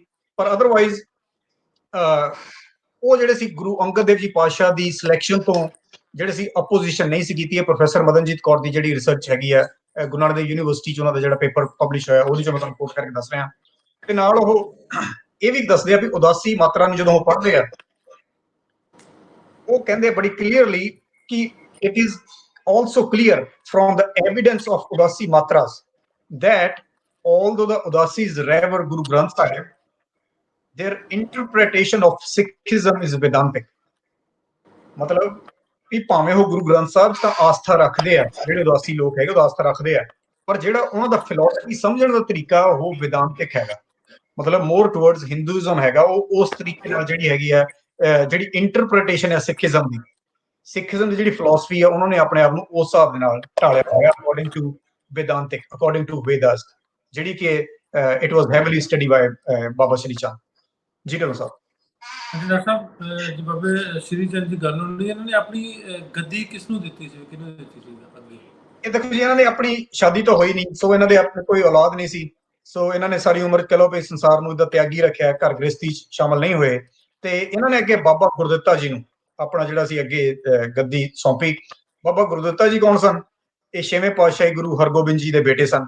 ਸੋ ਉਹਨਾਂ ਨੂੰ ਜਿਹੜਾ ਸੀ ਇਹਨਾਂ ਨੇ ਗੁਰਗੱਦੀ ਸੌਂਪੀ। ਤੇ ਇਹ ਵੀ ਕਿਹਾ ਜਾਂਦਾ ਭਈ ਬਾਬਾ ਗੁਰਦਿੱਤਾ ਜੀ ਨੇ ਇਹਨਾਂ ਕੋਲੋਂ ਜਦੋਂ ਸ਼ਹਿਰ ਕੀਰਤਪੁਰ ਸਾਹਿਬ ਰਖਾਇਆ ਗਿਆ ਸੀ, ਉਹਦੀ ਜਦੋਂ ਸ਼ਹਿਰ ਉਸਦੀ ਉਸਾਰੀ ਕੀਤੀ ਗਈ ਸੀ 1626 ਦੇ ਵਿੱਚ, ਉਦੋਂ ਉਹਨਾਂ ਨੇ ਇਹਨਾਂ ਨੂੰ ਸ਼੍ਰੀ ਚੰਦ ਜੀ ਨੂੰ ਉੱਥੇ ਬੁਲਾ ਕੇ ਜਿਹੜਾ ਸੀ ਉਹ ਸ਼ਹਿਰ ਦੀ ਨੀਂਹ ਪੱਥਰ ਜਿਹੜਾ ਸੀ ਉਹ ਸਟਾਰਟਿੰਗ ਕਰਵਾਈ ਸੀ। ਤੇ ਕੁਝ ਲਿਖਤਾਂ ਦੇ ਮੁਤਾਬਕ ਇੱਥੇ ਹੀ ਬਾਬਾ ਸ਼੍ਰੀ ਚੰਦ ਜੀ ਸੀ ਜਿਹੜੇ 1629 ਦੇ ਵਿੱਚ ਫਿਰ ਜਿਹੜੇ ਸੀ ਉਹ ਜੋਤੀ ਜੋਤ ਸਮਾ ਗਏ ਸੀ ਇਨ ਦਾ ਸਿਟੀ ਆਫ ਕੀਰਤਪੁਰ ਸਾਹਿਬ। ਤੇ ਉਹਨਾਂ ਦੇ ਜਿਹੜਾ ਭਤੀਜਾ ਸੀ ਧਰਮਚੰਦ ਜੀ, ਉਹਦਾ ਕੀ ਮਿਲਦਾ ਤੁਹਾਨੂੰ? ਫਿਰ ਉਹਨਾਂ ਦਾ ਡੇਰਾ ਬਾਬਾ ਨਾਨਕ ਆਪਣਾ ਬਹੁਤ ਵੱਡਾ ਜਿਹੜਾ ਸੀ ਅੱਗੇ ਐਸਟੈਬਲਿਸ਼ਮੈਂਟ ਸ਼ੁਰੂ ਹੋ ਗਈ। ਬੇਦੀਸ ਦਾ ਜਿਹੜਾ ਜਿੰਨਾ ਸਾਰਾ ਕੰਮ, ਜਦੋਂ ਆਪਾਂ ਮਹਾਰਾਜ ਰਣਜੀਤ ਸਿੰਘ ਦੇ ਚੈਪਟਰਸ ਦੀ ਗੱਲ ਕਰਦੇ ਹਾਂ, ਆਪਾਂ ਉਹ 'ਚ ਬਹੁਤ ਵਾਰੀ ਆਉਂਦਾ ਕਿ ਬੇਦੀ ਫੈਮਿਲੀ ਨੂੰ ਅੱਗੇ ਬਹੁਤ ਜ਼ਿਆਦਾ ਬੇਡੀਜ਼ ਹੋਏ, ਸੋਢੀਜ਼ ਹੋਏ, ਇਹ ਕੁਝ ਗੁਰੂਜ਼ ਦੀਆਂ ਫੈਮਿਲੀਜ਼ ਸੀਗੀਆਂ ਜਿਨ੍ਹਾਂ ਨੂੰ ਸਿੱਖ ਰਾਜ ਦੇ ਦੌਰਾਨ ਵੀ ਬਹੁਤ ਜ਼ਿਆਦਾ ਪੈਟਰੋਨੇਜ ਅਵੇਲੇਬਲ ਸੀ, ਬਹੁਤ ਜ਼ਿਆਦਾ ਸਪੋਰਟ ਫਾਈਨੈਂਸ਼ਲੀ ਜਾਂ ਕਹਿ ਲਓ ਵੀ ਸਤਿਕਾਰ ਦਿੱਤਾ ਜਾਂਦਾ ਸੀਗਾ। ਸੋ ਜਿਹੜੇ ਉਹ ਧਰਮਚੰਦ ਜੀ ਦੀ ਅੱਗੇ ਫੈਮਿਲੀ ਸੀਗੀ, ਉਹ ਡੇਰਾ ਬਾਬਾ ਨਾਨਕ ਐਸਟੈਬਲਿਸ਼ ਹੋ ਗਈ। ਉੱਥੇ ਦੋ ਮੁਹੱਲੇ ਵੀ ਅਲੱਗ-ਅਲੱਗ ਬਣ ਗਏ ਉਹਨਾਂ ਦੇ ਬੱਚਿਆਂ ਦੇ, ਜਿਹੜੇ ਸ਼ਾਇਦ ਹਾਲੇ ਵੀ ਸ਼ਹਿਰ ਦੇ ਵਿੱਚ ਹੈਗੇ ਨੇ। ਆਪਾਂ ਜਦੋਂ ਕਰਤਾਰਪੁਰ ਸਾਹਿਬ ਚੈਪਟਰ ਕਵਰ ਕਰਾਂਗੇ ਉਹਦੇ ਵਿੱਚ ਆਪਾਂ ਬੇਦੀਜ਼ ਅੱਗੇ ਕਿਵੇਂ ਡਿਵੈਲਪ ਹੋਏ ਔਰ ਉਹਨਾਂ ਨੇ ਡੇਰਾ ਬਾਬਾ ਨਾਨਕ ਔਰ ਜਿਹੜਾ ਕਰਤਾਰਪੁਰ ਸਾਹਿਬ ਹੈ, ਇਹ ਦੋ ਸ਼ਹਿਰਾਂ ਦੇ ਵਿੱਚ ਕਿੱਦਾਂ ਡਿਫਰੈਂਸ ਡਿਵੈਲਪ ਹੋਇਆ, ਆਪਾਂ ਉੱਥੇ ਜ਼ਿਆਦਾ ਉਹ ਕਵਰ ਕਰਾਂਗੇ। ਪਰ ਉਹ ਜਿਹੜੀ ਲੀਨੇਜ ਸੀ ਇਹਨਾਂ ਦੇ ਪਰਿਵਾਰ ਦੀ ਥਰੂ ਧਰਮਚੰਦ, ਉਹ ਡੇਰਾ ਬਾਬਾ ਨਾਨਕ ਜਿਹੜੀ ਸੀ ਉੱਥੇ ਉੱਥੇ ਸੈਟਲ ਹੋ ਗਈ। ਜਦੋਂ ਬਾਬਾ ਗੁਰਦਿੱਤਾ ਜੀ ਉਹ 6ਵੇਂ ਪਾਤਸ਼ਾਹੀ ਦੇ ਪੁੱਤਰ ਸਨ, ਤੁਸੀਂ ਦੱਸਿਆ ਜੀ, ਉਹਨਾਂ ਦਾ ਉਧਰ ਨੂੰ ਝੁਕਾਓ ਕਿਵੇਂ ਜ਼ਿਆਦਾ ਹੋਇਆ? ਹਾਂਜੀ, ਇਹ ਕੁਝ ਅਗੇਨ ਚੀਜ਼ਾਂ ਹੈਗੀਆਂ ਕੰਟਰੋਵਰਸ਼ੀਅਲ ਕਹਿ ਲਓ, ਜਾਂ ਕਈ ਇਹਦੇ ਉੱਤੇ ਮਤਭੇਦ ਹੈਗੇ ਆ। ਜਿਹੜੇ ਈਵਨ ਤੀਜੇ ਗੁਰੂ ਸਾਹਿਬ ਦੇ ਬੇਟੇ ਦੀ ਵੀ ਇਦਾਂ ਗੱਲ ਆਉਂਦੀ ਆ ਵੀ ਉਹਨਾਂ ਦੇ ਬੇਟੇ ਵੀ ਉਧਰ ਨੂੰ ਚਲੇ ਗਏ ਸੀ। ਸੋ ਜਿਹੜੇ ਸਿੱਖ ਗੁਰੂ ਸੀ ਉਹਨਾਂ ਨੇ ਆਪਣੀ ਫਿਲਾਸਫੀ ਗੁਰੂ ਨਾਨਕ ਦੇ ਨਾਲ ਮੇਲ ਕਰਦੀ ਰੱਖੀ, ਉਹ ਇੱਕ ਜੋਤ ਸੀਗੇ ਸਿੱਖ ਗੁਰੂਜ਼ ਦੇ ਨਾਲ, ਠੀਕ ਹੈ ਨਾ। ਸੋ ਇਸ ਕਰਕੇ ਜੇ 6ਵੇਂ ਪਾਤਸ਼ਾਹੀ ਦੇ ਬੇਟੇ ਉਧਰ ਨੂੰ ਚਲੇ ਗਏ ਤਾਂ ਉਹਨਾਂ ਨੂੰ ਅੱਗੇ ਗੁਰਗੱਦੀ ਨਹੀਂ ਦਿੱਤੀ, ਉਹਨਾਂ ਨੇ ਅੱਗੇ ਹੋਰ ਗੁਰੂ ਹਰਰਾਏ ਪਾਤਸ਼ਾਹ ਨੂੰ ਦਿੱਤੀ। ਸੋ ਇਸ ਕਰਕੇ ਉਹਨਾਂ ਨੇ ਕਹਿ ਲਓ ਵੀ ਇਦਾਂ ਇਹਨਾਂ ਦਾ ਸ਼ਾਇਦ ਇਤਿਹਾਸ 'ਚ ਇਹ ਵੀ ਆਉਂਦਾ ਵੀ ਮਨਾ ਵੀ ਨਹੀਂ ਕੀਤਾ ਵੀ ਜੋ ਆਪਣੀ ਮਰਜ਼ੀ ਕਰਦਾ ਬੇਟਾ ਜਿੱਧਰ ਨੂੰ ਮਰਜ਼ੀ ਜਾਈ ਜਾਵੇ। ਕਿਉਂਕਿ ਢਿੱਲੋਂ ਸਾਹਿਬ ਸ਼ੁਰੂ ਦੇ ਵਿੱਚ ਕੀ ਸੀ, ਮੈਂ ਤੁਹਾਨੂੰ ਇੱਥੇ ਥੋੜਾ ਜਿਹਾ ਇਹ ਪਹਿਲਾਂ ਉਹਨਾਂ ਦੇ ਇੱਕ ਜਿਹੜਾ ਬਾਬਾ ਸ਼੍ਰੀ ਚੰਦ ਜੀ ਦੀ ਉੱਥੋਂ ਗੱਲ ਸ਼ੁਰੂ ਹੋਣ ਲੱਗ ਪੈਂਦੀ। ਬਾਬਾ ਸ਼੍ਰੀ ਚੰਦ ਜੀ ਜਿਹੜੇ ਜੋਤੀ ਜੋਤ ਸਮਾਉਣ ਦੀ ਘਟਨਾ ਹੈਗੀ, ਉਹਦੇ ਵੀ ਅਲੱਗ-ਅਲੱਗ ਥੋੜੇ ਜਿਹੇ ਕਹਿ ਲਓ ਵੀ ਦੋ ਰਾਏ ਹੈਗੀ ਲੋਕਾਂ 'ਚ, ਉੱਥੋਂ ਹੀ ਗੱਲ ਸਟਾਰਟ ਹੁੰਦੀ ਹੈ। ਸੋ ਜਿਹੜੀ ਇੱਕ ਹੋਰ ਉਦਾਸੀ ਟ੍ਰੈਡੀਸ਼ਨ ਹੈਗੀ ਹੈ, ਉਹਦੇ ਵਿੱਚ ਹੈਗਾ ਕਿ ਸ਼੍ਰੀ ਚੰਦ ਜੀ ਨੇ ਚਨਾਬ ਰਿਵਰ ਕ੍ਰਾਸ ਕੀਤਾ ਇਹ ਪੱਥਰ ਦੇ ਉੱਤੇ ਬੈਠ ਕੇ, ਜਿਹੜਾ ਕਿ ਮਤਲਬ ਇੱਕ ਕਿਸ਼ਤੀ ਵਾਂਗੂ ਤੁਰਨ ਲੱਗ ਪਿਆ, ਤੇ ਉਹ ਨੇੜੇ ਇੱਕ ਜੰਗਲ 'ਚ ਚਲੇ ਗਏ ਤੇ ਮੁੜ ਕੇ ਕਦੀ ਸੀ ਜਿਹੜੇ ਉਹ ਵਾਪਸ ਨਹੀਂ ਆਏ, ਤੇ ਹਾਲੇ ਤੱਕ ਉਹਨਾਂ ਦਾ ਪਤਾ ਨਹੀਂ ਲੱਗ ਸਕਿਆ। ਮਤਲਬ ਉਹਨਾਂ ਦੀ ਬੋਡੀ ਸੀ ਜਿਹੜੀ ਅਜੇ ਤੱਕ ਡਿਸਕਵਰ ਨਹੀਂ ਹੋਈ। ਚਨਾਬ ਦੇ ਕੰਢੇ ਤੇ ਉਹ ਪੱਥਰ ਦੇ ਉੱਤੇ ਤਰ ਕੇ ਚਲੇ ਗਏ ਸੀਗੇ। ਸੋ ਇਹ ਵੀ ਇੱਕ ਜਿਹੜੀ ਹੈਗੀ ਆ ਉਹਨਾਂ ਦੇ ਨਾਲ ਜੋਤੀ ਜੋਤ ਸਮਾਉਣ ਦੇ ਨਾਲ ਜਿਹੜੀ ਸਾਖੀ ਜੋੜੀ ਜਾਂਦੀ ਹੈ ਉਦਾਸੀਆਂ ਵੱਲੋਂ। ਤੇ ਇੱਕ ਹੋਰ ਆਪਣੇ ਕੰਮ ਦੇ ਲਈ, ਕਿਉਂਕਿ ਆਪਾਂ ਜਿੱਦਾਂ ਗੁਰਦੁਆਰਾ ਟਾਹਲੀ ਸਾਹਿਬ ਲਾਹੌਰ ਦੀ ਗੱਲ ਕਰ ਰਹੇ ਹਾਂ, ਇੱਕ ਹੋਰ ਸੋਰਸ ਹੈਗਾ ਜਿਹਦੇ ਵਿੱਚ ਕਿ ਬਾਬਾ ਜਮਨਾ ਦਾਸ ਜਿਹੜੇ ਕਿ ਮਹੰਤ ਹੈਗੇ ਆ ਇਹ ਧਰਮਸ਼ਾਲਾ ਟਾਹਲੀ ਸਾਹਿਬ ਲਾਹੌਰ ਦੇ, ਉਹ ਕਹਿੰਦੇ ਕਿ ਬਾਬਾ ਸ਼੍ਰੀ ਚੰਦ, ਉਹ ਬਾਬਾ ਸ਼੍ਰੀ ਚੰਦ ਲਿਖਦੇ ਆਪਣੀ ਕਿਤਾਬ 'ਚ, ਬਾਬਾ ਨਹੀਂ ਬਾਬਾ ਸ਼੍ਰੀ ਚੰਦ ਵੀ ਜਦੋਂ ਚੰਬੇ ਤੋਂ ਮੁੜ ਕੇ ਆਏ, ਉਹ ਲਾਹੌਰ 'ਚ ਕੁਝ ਸਮਾਂ ਠਹਿਰੇ, ਤੇ ਇਹ ਜਿਹੜੀ ਧਰਮਸ਼ਾਲਾ ਸੀਗੀ ਟਾਹਲੀ ਸਾਹਿਬ, ਇੱਥੇ ਸੀ ਜਿਹੜੇ ਉਹ ਜੋਤੀ ਜੋਤ ਸਮਾ ਗਏ। ਸੋ ਉਹ ਇਸ ਜਗ੍ਹਾ ਨੂੰ ਕਿਹੜਾ ਸੀ ਉਹਨਾਂ ਦਾ ਲਾਸਟ ਟਾਈਮ ਜਿਹੜਾ ਹੈ ਉਹ ਦੱਸਦੇ ਆ। ਸੋ ਇਸ ਕਰਕੇ ਵੱਖ-ਵੱਖ ਰਾਏ ਪਾਈਆਂ ਜਾਂਦੀਆਂ ਉਹਦੇ 'ਚ ਜੀ ਇਹਨਾਂ ਦੋਵਾਂ ਦੇ ਵੀ ਆਪਸ 'ਚ ਇਹ ਜਿਹੜੀ ਉਦਾਸੀਆਂ ਦੀ ਜਿਹੜੀ ਕੋਈ ਲਿਖਤ ਹੈ ਉਹਦੇ ਵਿੱਚ ਇਸ ਤਰ੍ਹਾਂ ਵੀ ਉਹ ਦਰਿਆ ਚਲੇ ਗਏ, ਜੋ ਬਾਬਾ ਜੀ ਦੱਸਦੇ ਉਹ ਕਿੰਨੇ ਲਿਖੀ ਤੇ ਉਹ ਕਿੰਨੇ ਲਿਖੀ, ਉਹ ਸਾਖੀ ਕਹਿ ਲਈਏ ਜਾਂ ਲਿਖਤ ਕਹਿ ਲਈਏ। ਹਾਂਜੀ, ਜਿਹੜੀ ਤਾਂ ਮੈਂ ਤੁਹਾਨੂੰ ਲਾਹੌਰ ਵਾਲੀ ਦੱਸ ਕੇ ਹਟਿਆ, ਇਹ ਤਾਂ ਤੁਹਾਨੂੰ ਦੱਸਿਆ ਮੈਨੂੰ ਉਰਦੂ ਕਿਤਾਬਾਂ ਦਾ ਸ਼ੌਂਕ ਹੈ। ਇਹ ਹੈਗੀ ਹੈ ਤਹਿਕੀਕਾਤ-ਏ ਚਿਸ਼ਤੀ। ਤਹਿਕੀਕਾਤ-ਏ ਚਿਸ਼ਤੀ ਕਿਤਾਬ ਹੈਗੀ ਹੈ, 1840 ਦੇ ਵਿੱਚ ਲਿਖੀ ਗਈ। ਇਹਦੇ ਆਥਰ ਨੇ, ਮੈਂ ਆਪਣੀ ਕਿਤਾਬ ਦੇ ਐਂਡ ਤੋਂ ਦੱਸ ਦਿੰਦਾ, ਮੈਨੂੰ ਨਾਮ ਤੇ ਯਾਦ ਸੀ। ਆਥਰ ਨੇ ਜੀ ਇਹਦੇ ਮੌਲਵੀ ਨੂਰ ਅਹਿਮਦ ਚਿਸ਼ਤੀ। ਮੌਲਵੀ ਨੂਰ ਅਹਿਮਦ ਚਿਸ਼ਤੀ ਨੇ ਤਹਿਕੀਕਾਤ-ਏ ਚਿਸ਼ਤੀ, ਹਾਂਜੀ ਤਹਿਕੀਕਾਤ-ਏ ਚਿਸ਼ਤੀ, ਇੰਟਰੋਗੇਸ਼ਨ ਆਫ ਚਿਸ਼ਤੀ, ਹਾਂਜੀ, ਉਹਦੇ ਵਿੱਚ ਲਿਖਦੇ ਨੇ ਕੋਟ ਕਰਕੇ ਕਿ ਬਾਬਾ ਜਮਨਾ ਦਾਸ ਨੇ ਇਹ ਕਲੇਮ ਕੀਤਾ ਜਦੋਂ ਉਹਨਾਂ ਨੇ ਕਿਤਾਬ ਲਿਖੀ, ਉਸ ਜਗ੍ਹਾ ਤੇ ਗਏ ਚਿਸ਼ਤੀ ਸਾਹਿਬ। ਇਸ ਵੇਲੇ ਉਹਨਾਂ ਨੂੰ ਉੱਥੇ ਬਾਬਾ ਜੀ ਜਿਹੜੇ ਮਿਲੇ, ਉਹਨਾਂ ਦਾ ਨਾਮ ਸੀ ਬਾਬਾ ਜਮਨਾ ਦਾਸ। ਉਹ ਉਸ ਵੇਲੇ ਇਸ ਧਰਮਸ਼ਾਲਾ ਦੇ ਮਹੰਤ ਸੀਗੇ। ਉਹਨਾਂ ਨੇ ਜੋ ਸਾਖੀ ਸੁਣਾਈ ਬਾਬਾ ਸ਼੍ਰੀ ਚੰਦ ਜੀ ਦੇ ਬਾਰੇ, ਇਹ ਸੁਣਾਈ ਕਿ ਬਾਬਾ ਸ਼੍ਰੀ ਚੰਦ ਜੀ ਚੰਬੇ ਤੋਂ ਮੁੜ ਕੇ ਇੱਥੇ ਲਾਹੌਰ ਆ ਕੇ ਠਹਿਰਨ ਲੱਗ ਪਏ ਸੀ। ਇੱਥੇ ਆ ਕੇ ਜਿਹੜੇ ਸੀ ਉਹਨਾਂ ਨੇ ਆਪਣੇ ਪ੍ਰਾਣ ਤਿਆਗੇ। ਮਤਲਬ ਇਹ ਉਹ ਜਗ੍ਹਾ ਹੈਗੀ ਹੈ। ਜਦ ਕਿ ਜਿਹੜੀ ਕਾਮਨਲੀ ਜਿਹੜੀ ਹੁਣ ਆਪਾਂ ਹੋਰ ਕਿਤਾਬਾਂ 'ਚ ਜਿਹੜੀ ਉਦਾਸੀ ਦੀਆਂ ਜ਼ਿਆਦਾ ਕਿਤਾਬਾਂ 'ਚ ਜਿਹੜੀ ਲਿਖਤ ਪੜ੍ਹਦੇ ਹਾਂ, ਉਹਦੇ ਮੁਤਾਬਕ ਇਹ ਉਹਨਾਂ ਨੇ ਚੰਬਾ ਕ੍ਰਾਸ ਕੀਤਾ ਸੀ ਤੇ ਉੱਥੇ ਪੱਥਰ ਦੀ ਸਲੈਬ ਦੇ ਉੱਪਰ ਉਹ ਜਿੱਦਾਂ ਕਹਿ ਲਓ ਵੀ ਤਰ ਕੇ ਚਲੇ ਗਏ ਸੀ, ਤੇ ਉੱਥੇ ਜੰਗਲ 'ਚ ਜਿਹੜੇ ਸੀ ਉਹ ਵਾਪਸ ਨਹੀਂ ਆਏ। ਅਜੇ ਤੱਕ ਪਤਾ ਨਹੀਂ ਲੱਗਾ ਵੀ ਉਹ ਕਿੱਥੇ ਸਮਾ ਗਏ। ਤੇ ਆਪਾਂ ਪਹਿਲਾਂ ਗੱਲ ਕਰਕੇ ਹਟੇ ਹਾਂ, ਉਹ 'ਚ ਇਹ ਵੀ ਹੈਗਾ ਵੀ ਜਦੋਂ ਕੀਰਤਪੁਰ ਸਾਹਿਬ ਗਏ 1626 ਦੇ ਵਿੱਚ, ਉਹਨਾਂ ਨੇ ਉੱਥੇ ਕੀਰਤਪੁਰ ਸਾਹਿਬ ਸਿਟੀ ਐਸਟੈਬਲਿਸ਼ ਕੀਤਾ ਬਾਬਾ ਗੁਰਦਿੱਤਾ ਜੀ ਦੇ ਕਹਿਣ ਤੇ ਉੱਥੇ ਹੀ ਫਿਰ 1629 ਦੇ ਵਿੱਚ ਜਨਵਰੀ 13 1629, ਇਹ ਸਿੱਖ ਇਨਸਾਈਕਲੋਪੀਡੀਆ ਦੇ ਮੁਤਾਬਿਕ ਹੈਗਾ, ਉੱਥੇ ਜਿਹੜੇ ਸੀ ਉਹਨਾਂ ਨੇ ਆਪਣੇ ਪ੍ਰਾਣ ਤਿਆਗੇ। ਸੋ ਇਹ ਵੀ ਇਹਨਾਂ ਦਾ ਜੋਤੀ ਜੋਤ ਸਮਾਉਣ ਦੇ ਵੀ ਜਿਹੜੇ ਤਿੰਨ ਅਲੱਗ-ਅਲੱਗ, ਦੋ ਰਾਏ ਨਹੀਂ ਤਿੰਨ ਰਾਏ ਐਕਚੁਅਲੀ ਆਪਾਂ ਨੂੰ ਲੱਭਦੀਆਂ ਨੇ, ਜਿਹੜੀਆਂ ਕਿ ਅਲੱਗ-ਅਲੱਗ ਆਪਣੇ ਵਿੱਚ ਜਿਹੜੀਆਂ ਉਹ ਡਿਫਰ ਕਰਦੀਆਂ ਨੇ ਜੀ ਰਣੌਰ ਸਾਹਿਬ। ਅੱਛਾ ਡਾਕਟਰ ਸਾਹਿਬ, ਇਹ ਬਾਬਾ ਸ਼੍ਰੀ ਚੰਦ ਦੇ ਮੰਨਣ ਵਾਲੇ ਜਿਹੜੇ ਉਹ ਅੱਗੇ ਚੱਲਦੇ ਨੇ ਤੇ ਉਹਨਾਂ ਦਾ ਫਿਰ ਕੀ ਬਣਿਆ, ਉਹ ਕਿੱਥੇ ਨੇ? ਫਿਰ ਬਾਬਾ ਸ਼੍ਰੀ ਚੰਦ ਨੂੰ ਜਿਹੜੇ ਮੰਨਣ ਵਾਲੇ ਸੀਗੇ, ਦੇਖੋ ਨਾਲ ਨਾਲ ਪੈਰਲਲ ਚੱਲਦੇ ਰਹੇ। 1636 ਦੇ ਵਿੱਚ ਜਿਹੜੇ ਬਾਬਾ ਗੁਰਦਿੱਤਾ ਜੀ ਸੀ, ਜਿਹੜੇ ਇਹਨਾਂ ਤੋਂ ਅੱਗੇ ਜਿਹਨਾਂ ਨੇ ਗੱਦੀ ਸਾਂਭੀ ਸੀ, 1636 ਦੇ ਵਿੱਚ ਉਹਨਾਂ ਨੇ ਅੱਗੇ ਚਾਰ ਧੂਣੀਆਂ ਉਹਨਾਂ ਮਤਲਬ ਆਪਣੇ ਚਾਰ ਜਿਹੜੇ ਸੀ ਅੱਗੇ ਐਸਟੈਬਲਿਸ਼ ਕੀਤੇ ਸੈਕਟ ਹੋਰ, ਜਿਨ੍ਹਾਂ ਦੇ ਉਹਨਾਂ ਨੇ ਅਪਾਇੰਟਮੈਂਟ ਕੀਤੇ ਬਾਬਾ ਅਲਮਸਤ, ਫੂਲ, ਗੋਂਦ ਤੇ ਬਾਲੂ ਹਸਨਾ। ਇਹ ਚਾਰ ਜਣੇ ਸੀ, ਅਲਮਸਤ, ਫੂਲ, ਗੋਂਦ ਤੇ ਬਾਲੂ ਹਸਨਾ, ਜਿਹੜੇ ਕੀ ਹੈਡ ਕਹ ਲਓ ਕਿ ਪ੍ਰੀਚਰ ਬਣਾਏ ਗਏ ਉਦਾਸੀ ਸੈਕਟ ਦੇ, ਬਾਬਾ ਗੁਰਦਿੱਤਾ ਨੇ ਬਣਾਏ ਇਹ, ਤੇ ਜਿਨ੍ਹਾਂ ਨੇ ਚਾਰ ਧੂਣੀਆਂ ਬਣਾਈਆਂ, ਜਿਨ੍ਹਾਂ ਨੇ ਪਹਿਲਾਂ ਕੁਝ ਸਾਲ ਸਿੱਖੀਜ਼ਮ ਨੂੰ, ਸਿੱਖ ਫਿਲਾਸਫੀ ਦੇ ਵਿੱਚ ਜਿਹੜੀ ਸੀ ਉਹ ਕਾਫੀ ਜ਼ਿਆਦਾ ਹੈਲਪ ਕੀਤੀ। ਮਤਲਬ ਇਸ ਕਰਕੇ ਸਟਾਰਟਿੰਗ ਜਿਹੜੀ ਸਿੱਖੀਜ਼ਮ ਦੀ ਹੈਗੀ ਆ, ਜਿਹੜੇ ਓਰੀਜਨਲੀ ਡਿਵੋਟੀ ਸਿੱਖੀਜ਼ਮ ਚ ਆ ਰਹੇ ਆ, ਉਸ ਵੇਲੇ ਤੱਕ ਜਿਹੜੇ ਇਹ ਨਾਲ ਨਾਲ ਜਿਹੜੇ ਸੀ ਇਹ ਪੈਰਲਲ ਚੱਲ ਰਹੇ ਸੀ। ਇਹਨਾਂ ਦੇ ਆਪਣੇ ਸਟਾਈਲ ਵੀ ਸੀਗੇ ਸਿੱਖੀਜ਼ਮ ਤੋਂ, ਉਹਨਾਂ ਦੇ ਅਲੱਗ ਕਹਿ ਲਓ ਵੀ ਰੂਪ ਰੇਖਾ ਵੀ ਨਹੀਂ ਦੇ ਅਲੱਗ ਸੀ, ਕੁਝ ਗੱਲਾਂ ਅਲੱਗ ਸੀ, ਪਰ ਤਾਂ ਵੀ ਇਹ ਪ੍ਰਚਾਰ ਦੇ ਵਿੱਚ ਜਿਹੜੀ ਗੁਰੂ ਸਾਹਿਬ ਦੀ ਬਾਣੀ ਸੀ ਉਹ ਨਾਲ ਨਾਲ ਜਿਹੜੀ ਸੀ ਉਹ ਨਾਲ ਕਹਿ ਲਓ ਵੀ ਸਾਈਮਲਟੇਨੀਅਸਲੀ ਪੈਰਲਲ ਜੇ ਚੱਲ ਰਹੇ ਸੀ। ਕੋਈ ਐਗਜ਼ੈਕਟਲੀ ਵਿਦਰੋਹ ਦੀ ਭਾਵਨਾ ਇਦਾਂ ਟੁੱਟਵੇਂ ਹਾਲੇ ਉਸ ਵੇਲੇ ਨਜ਼ਰ ਨਹੀਂ ਆਉਂਦੇ, ਜਿਹੜੇ ਲੇਟਰ ਔਨ ਹੋ ਗਏ ਸੀ, ਪਰ ਸਟਾਰਟਿੰਗ ਦੇ ਵਿੱਚ ਇਹ ਲੱਗ ਰਿਹਾ ਵੀ ਸਿੱਖ ਫਿਲਾਸਫੀ ਨੂੰ ਫੈਲਾਉਣ ਦੇ ਵਿੱਚ ਇਹਨਾਂ ਦਾ ਪ੍ਰਾਇਮਰੀ ਰੋਲ ਉਸ ਵੇਲੇ ਸੀਗਾ ਸਟਾਰਟਿੰਗ ਦੇ ਵਿੱਚ। ਅੱਛਾ, ਉਦੋਂ ਤੱਕ ਲੱਗਦਾ ਸੀ ਵੀ ਨਾਲ ਨਾਲ ਹੀ। ਅੱਛਾ, ਹੁਣ ਦੀ ਮੌਜੂਦਾ ਜੇ ਪੁੱਛੀਏ ਤੇ ਹੁਣ ਉਹਨਾਂ ਦਾ ਕੋਈ ਅੱਗੋਂ ਜਿਵੇਂ ਟਾਹਲੀ ਸਾਹਿਬ ਸੀ, ਉਸ ਤਰ੍ਹਾਂ ਦਾ ਕੋਈ ਉਹਨਾਂ ਦੀ ਜਗ੍ਹਾ ਹੈ ਜਿੱਥੇ ਉਹਨਾਂ ਦੇ ਕੋਈ ਮੰਨਣ ਵਾਲੇ ਬਹਿੰਦੇ ਆ, ਮਹੰਤ ਜਾਂ ਜੋ ਵੀ ਹੋਣਗੇ ਸ਼੍ਰੀ ਚੰਦ ਜੀ ਦੇ? ਜੀ ਉਹ ਇਸ ਤਰ੍ਹਾਂ ਦੀ ਜਗ੍ਹਾ ਕੋਈ ਹੈ ਹੁਣ? ਹਾਂਜੀ, ਹੁਣ ਆਪਾਂ ਜੇ ਪੁਰਾਣੇ ਸਮੇਂ ਤੋਂ ਹੀ ਦੇਖੀਏ, ਮਤਲਬ ਸ਼੍ਰੀ ਚੰਦ ਜੀ ਨੂੰ ਮੰਨਣ ਵਾਲੇ ਨਾਲ ਨਾਲ ਰਹੇ ਵੀ ਆ, ਵਿੱਚ ਵੀ ਰਹੇ, ਅਲੱਗ ਵੀ ਰਹੇ, ਥੋੜਾ ਇਹ ਕਨਫਿਊਜ਼ਿੰਗ ਹੋ ਜਾਂਦਾ। ਹੁਣ ਆਪਾਂ ਕੁਝ ਮੈਂ ਤੁਹਾਨੂੰ, ਕਿਉਂਕਿ ਮੇਰੀ ਰਿਸਰਚ ਦੇ ਵਿੱਚ ਕੋਈ ਹੋਰ ਕਿਤਾਬਾਂ ਇਦਾਂ ਦੀਆਂ ਹੈਗੀਆਂ ਜਿਹੜੀਆਂ ਉਰਦੂ ਫਾਰਸੀ ਸਰੋਤ ਬਹੁਤ ਹੈਗੇ, ਮੈਂ ਤੁਹਾਨੂੰ ਉਹਦੇ ਵਿੱਚੋਂ ਇੱਕ ਦੋ ਕੋਟ ਸੁਣਾ ਕੇ ਦੱਸਦਾ, ਫਿਰ ਆਪਾਂ ਨੂੰ ਥੋੜਾ ਅੰਡਰਸਟੈਂਡ ਹੋਣ ਲੱਗੂਗਾ ਕਿ ਪੁਰਾਣੇ ਸਮੇਂ ਤੋਂ ਲੈ ਕੇ ਹੁਣ ਤੱਕ ਕਿੱਦਾਂ ਉਦਾਸੀ ਜਿਹੜੇ ਸੀਗੇ ਉਹਨਾਂ ਨੂੰ ਕਿਵੇਂ ਸਿੱਖ ਪੰਥ ਦੇ ਨਾਲੋਂ ਨਾਲ ਜੋੜ ਕੇ ਜਾਂ ਵੱਖਰੇ ਕਰਕੇ ਦੇਖਿਆ ਗਿਆ। ਸਭ ਤੋਂ ਪਹਿਲੀ ਆਪਾਂ ਨੂੰ ਕਿਤਾਬ ਆ ਜਾਂਦੀ ਆ ਦਬਿਸਤਾਨ ਮਜ਼ਾਹਿਬ, ਜਿਹਦੀ ਆਪਾਂ ਅੱਗੇ ਵੀ ਗੱਲ ਕਰਕੇ ਹਟੇ ਆ। 1600 ਦਬਿਸਤਾਨ ਕਿਤਾਬ ਹੈਗੀ 1655, ਹੁਣ ਜਿਹਦੇ ਆਥਰ ਕਿਹਾ ਜਾਂਦਾ ਮੁਬਾਦ ਜ਼ੁਲਫੀਕਾਰ ਅਰਦਸਤਾਨੀ, ਪਹਿਲਾਂ ਇਹਦਾ ਆਥਰ ਮੋਹਸਿਨ ਫਾਨੀ ਨੂੰ ਕਿਹਾ ਜਾਂਦਾ ਸੀ। ਇਹ ਕੰਟੈਂਪਰੇਰੀ ਸੀਗੇ 6ਵੇਂ ਪਾਤਸ਼ਾਹੀ ਦੇ, ਗੁਰੂ ਹਰਗੋਬਿੰਦ ਜੀ ਦੇ।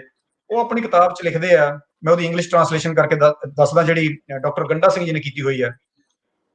ਇਹਨਾਂ ਬਾਰੇ ਕੀ ਲਿਖਦੇ ਆ ਉਹ? The sons of Nanak are in Punjab, they are called Kartari, that is the worshippers of Kartar the creator. ਤੇ ਜਿਹੜੇ ਸੁਜਨ ਰਾਏ ਭੰਡਾਰੀ ਹੈਗੇ ਆ, ਉਹਨਾਂ ਦੀ ਕਿਤਾਬ ਹੈਗੀ ਆ ਖੁਲਾਸਤ ਤਵਰੀਕ, ਇਹ 1695 ਚ ਕਿਤਾਬ ਹੈਗੀ ਆ। ਉਹਦੇ ਚੋਂ ਕੀ ਲਿਖਦੇ ਆ? ਉਦਾਸੀਜ਼ were the disciples of Guru Nanak who following his footsteps stayed exhilarated while praising God Almighty। ਉਹ ਲਿਖਦੇ ਜਿਹੜੇ ਉਦਾਸੀ ਆ 1695 ਦੀ ਦੇਖੋ ਗੱਲ ਹੋ ਰਹੀ ਹੈ, ਗੁਰੂ ਗੋਬਿੰਦ ਸਿੰਘ ਜੀ ਦੇ ਟਾਈਮ ਤੇ ਇਹ ਕਿਤਾਬ ਲਿਖੀ ਗਈ ਹੈ, ਖਾਲਸਾ ਪੰਥ ਦੀ ਸਥਾਪਨਾ ਤੋਂ 4 ਸਾਲ ਪਹਿਲਾਂ 1695 ਚ। ਉਹਦੇ ਚ ਐਂਟਰੀ ਕੀ ਆ ਰਹੀ ਹੈ ਬਾਈ ਸੁਜਨ ਰਾਏ ਭੰਡਾਰੀ ਉਦਾਸੀਆਂ ਬਾਰੇ? ਉਦਾਸੀਜ਼ were the disciples of Guru Nanak who were following his footsteps, ਕਿ ਗੁਰੂ ਨਾਨਕ ਦੇ ਕਹਿਣ ਦੇ ਮੁਤਾਬਕ ਉਹ ਚੱਲਦੇ ਆਏ ਤੇ ਰੱਬ ਦੀ ਜਦੋਂ ਰਜਾ ਦੇ ਵਿੱਚ ਉਹ ਕੀਰਤਨ ਕਰਦੇ ਆ, ਪਾਠ ਕਰਦੇ ਆ ਤਾਂ ਬਹੁਤ ਖੁਸ਼ ਰਹਿੰਦੇ ਆ। Bhandari further notes that Udasi specialized in singing Guru Granth Sahib's hymns melodiously and at the same time giving pleasure to the listeners। ਵੀ ਉਹ ਗੁਰੂ ਗ੍ਰੰਥ ਸਾਹਿਬ ਜੀ ਦੀ ਬਾਣੀ ਜਿਹੜੀ ਹੈਗੀ ਆ ਉਹ ਬੜੇ ਆਦਰ ਮਾਣ ਦੇ ਨਾਲ ਬਹੁਤ ਵਧੀਆ ਸੁਰ ਦੇ ਵਿੱਚ ਜਿਹੜੀ ਸੀ ਉਹਦਾ ਗਾਇਨ ਕਰਦੇ ਆ, ਜਿਹਦਾ ਕਿ ਸੁਣਨ ਵਾਲਿਆਂ ਨੂੰ ਬਹੁਤ ਹੀ ਆਨੰਦ ਆਉਂਦਾ। ਸੋ ਆਪਾਂ ਨੂੰ ਇਹ ਸ਼ੁਰੂ ਤੋਂ ਇਹ ਲੱਗਦਾ ਵੀ ਇਹ ਅਲੱਗ ਵੀ ਸੀਗੇ ਤੇ ਨਾਲ ਨਾਲ ਇਹ ਸਿੱਖੀਜ਼ਮ ਦੇ ਜਿਹੜੇ ਸੀ ਸਕ੍ਰਿਪਚਰ ਉਹਨੂੰ ਵੀ ਫੋਲੋ ਕਰਦੇ ਸੀ। ਸੋ ਇਹ ਬੜਾ ਕਹਿ ਲਓ ਵੀ ਇੰਟਰਸਟਿੰਗ ਜਿਹਾ ਰਿਸਰਚ ਦੇ ਲਈ ਟੌਪਿਕ ਹੈਗਾ ਉਦਾਸੀ ਸਿੱਖਾਂ ਦਾ, ਸਟਾਰਟਿੰਗ ਤੋਂ ਹੀ, ਜਿਹੜਾ ਕਿ ਮੈਨੂੰ ਇਹ ਦੋ ਪੁਰਾਤਨ ਸਰੋਤਾਂ ਦੇ ਵਿੱਚ ਬੜੀ ਇੰਟਰਸਟਿੰਗ ਮੈਂ ਲੱਭੀਆਂ, ਜਿਹਨੂੰ ਮੈਂ ਆਪਣੀ ਕਿਤਾਬ ਦੇ ਵਿੱਚ ਐਕਚੁਅਲੀ ਬਹੁਤ ਜ਼ਿਆਦਾ ਡਿਟੇਲ 'ਚ ਕਵਰ ਕੀਤਾ ਹੋਇਆ। ਇੱਥੇ ਮੈਂ ਤੁਹਾਨੂੰ ਥੋੜਾ ਜਿਹਾ ਜਿੰਨਾ ਕੁ ਆਪਾਂ ਟਾਕ ਸ਼ੋਅ 'ਚ ਦੱਸ ਸਕਦੇ ਹਾਂ ਮੈਂ ਉਹਨੂੰ ਕਵਰ ਕੀਤਾ ਹੈ। ਸੋ ਹਿਸਟਰੀ 'ਚ ਕੀ ਹੈਗਾ ਵੀ ਇਸ ਤੋਂ ਬਾਅਦ ਇਹ ਜਿਹੜੇ ਮੈਂ ਤੁਹਾਨੂੰ ਟਾਈਮ ਪੀਰੀਅਡ ਦੱਸ ਕੇ ਹਟਿਆ, ਗੁਰੂ ਸਾਹਿਬ ਦੇ ਟਾਈਮ ਪੀਰੀਅਡ ਤੋਂ ਜਲਦੀ ਬਾਅਦ ਜਿਹੜੇ ਉਦਾਸੀ ਸੀਗੇ ਇਹਨਾਂ ਨੇ ਜ਼ਿਆਦਾ ਵਿਦਾਂਤਿਕ ਇੰਟਰਪ੍ਰੀਟੇਸ਼ਨ ਆਫ ਸਿੱਖੀਜ਼ਮ ਸ਼ੁਰੂ ਕਰ ਲਿਆ, ਜਿਹਦਾ ਕਿ ਜਿਹੜੇ ਮਾਡਰਨ ਸਿੱਖ ਸੀਗੇ ਉਹਨੂੰ ਬੜਾ ਅਨਆਰਥੋਡਾਕਸ ਲੱਗਾ ਵੀ ਇਹ ਮਤਲਬ ਇਹ ਤਾਂ ਸਿੱਖੀ ਅਨੁਕੂਲ ਹੈ ਨਹੀਂਗਾ, ਇਹ ਉਦਾਸੀ ਤਾਂ ਜ਼ਿਆਦਾ ਦੁਬਾਰਾ ਹਿੰਦੂਆਂ ਨੂੰ ਖਿੱਚੀ ਜਾ ਰਿਹਾ, ਜਿਹੜੀ ਸਿੱਖ ਪ੍ਰੀਚਿੰਗ ਹੈਗੀ ਉਹਨੂੰ ਦੁਬਾਰਾ ਇਹ ਵਿਦਾਂਤਿਕ ਜਾਂ ਹਿੰਦੂਇਜ਼ਮ ਵੱਲ ਨੂੰ ਲਿਜਾਣ ਦੀ ਕੋਸ਼ਿਸ਼ ਕਰ ਰਿਹਾ।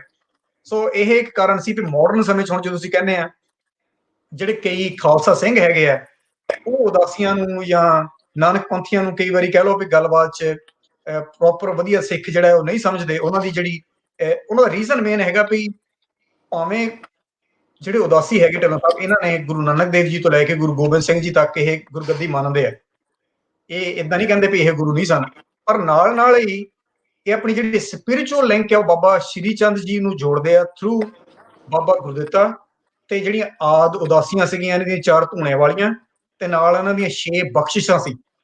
ਜਦ ਤੱਕ ਇਹ ਮੌਜੂਦਾ ਜਿਹੜੇ ਇਹਨਾਂ ਦੇ ਡੇਰੇ ਜਿੱਥੇ ਵੀ ਇਹ ਆਪਣੇ ਪਾਠ ਕਰਦੇ ਆ, ਉਦਾਸੀ ਆਸ਼ਰਮ ਹੈਗੇ ਆ, ਉੱਥੇ ਦੇ ਮਹੰਤ ਤੱਕ ਇਹ ਲੈ ਜਾਂਦੇ ਆ, ਉਹਦਾ ਅੱਗੇ ਗੁਰੂ ਗੁਰੂ ਗੁਰੂ ਲੈ ਕੇ ਇਹ ਤੁਰ ਬਾਬਾ ਸ਼੍ਰੀ ਚੰਦ ਤੱਕ ਜਾ ਕੇ ਪਹੁੰਚ ਜਾਂਦੇ ਆ।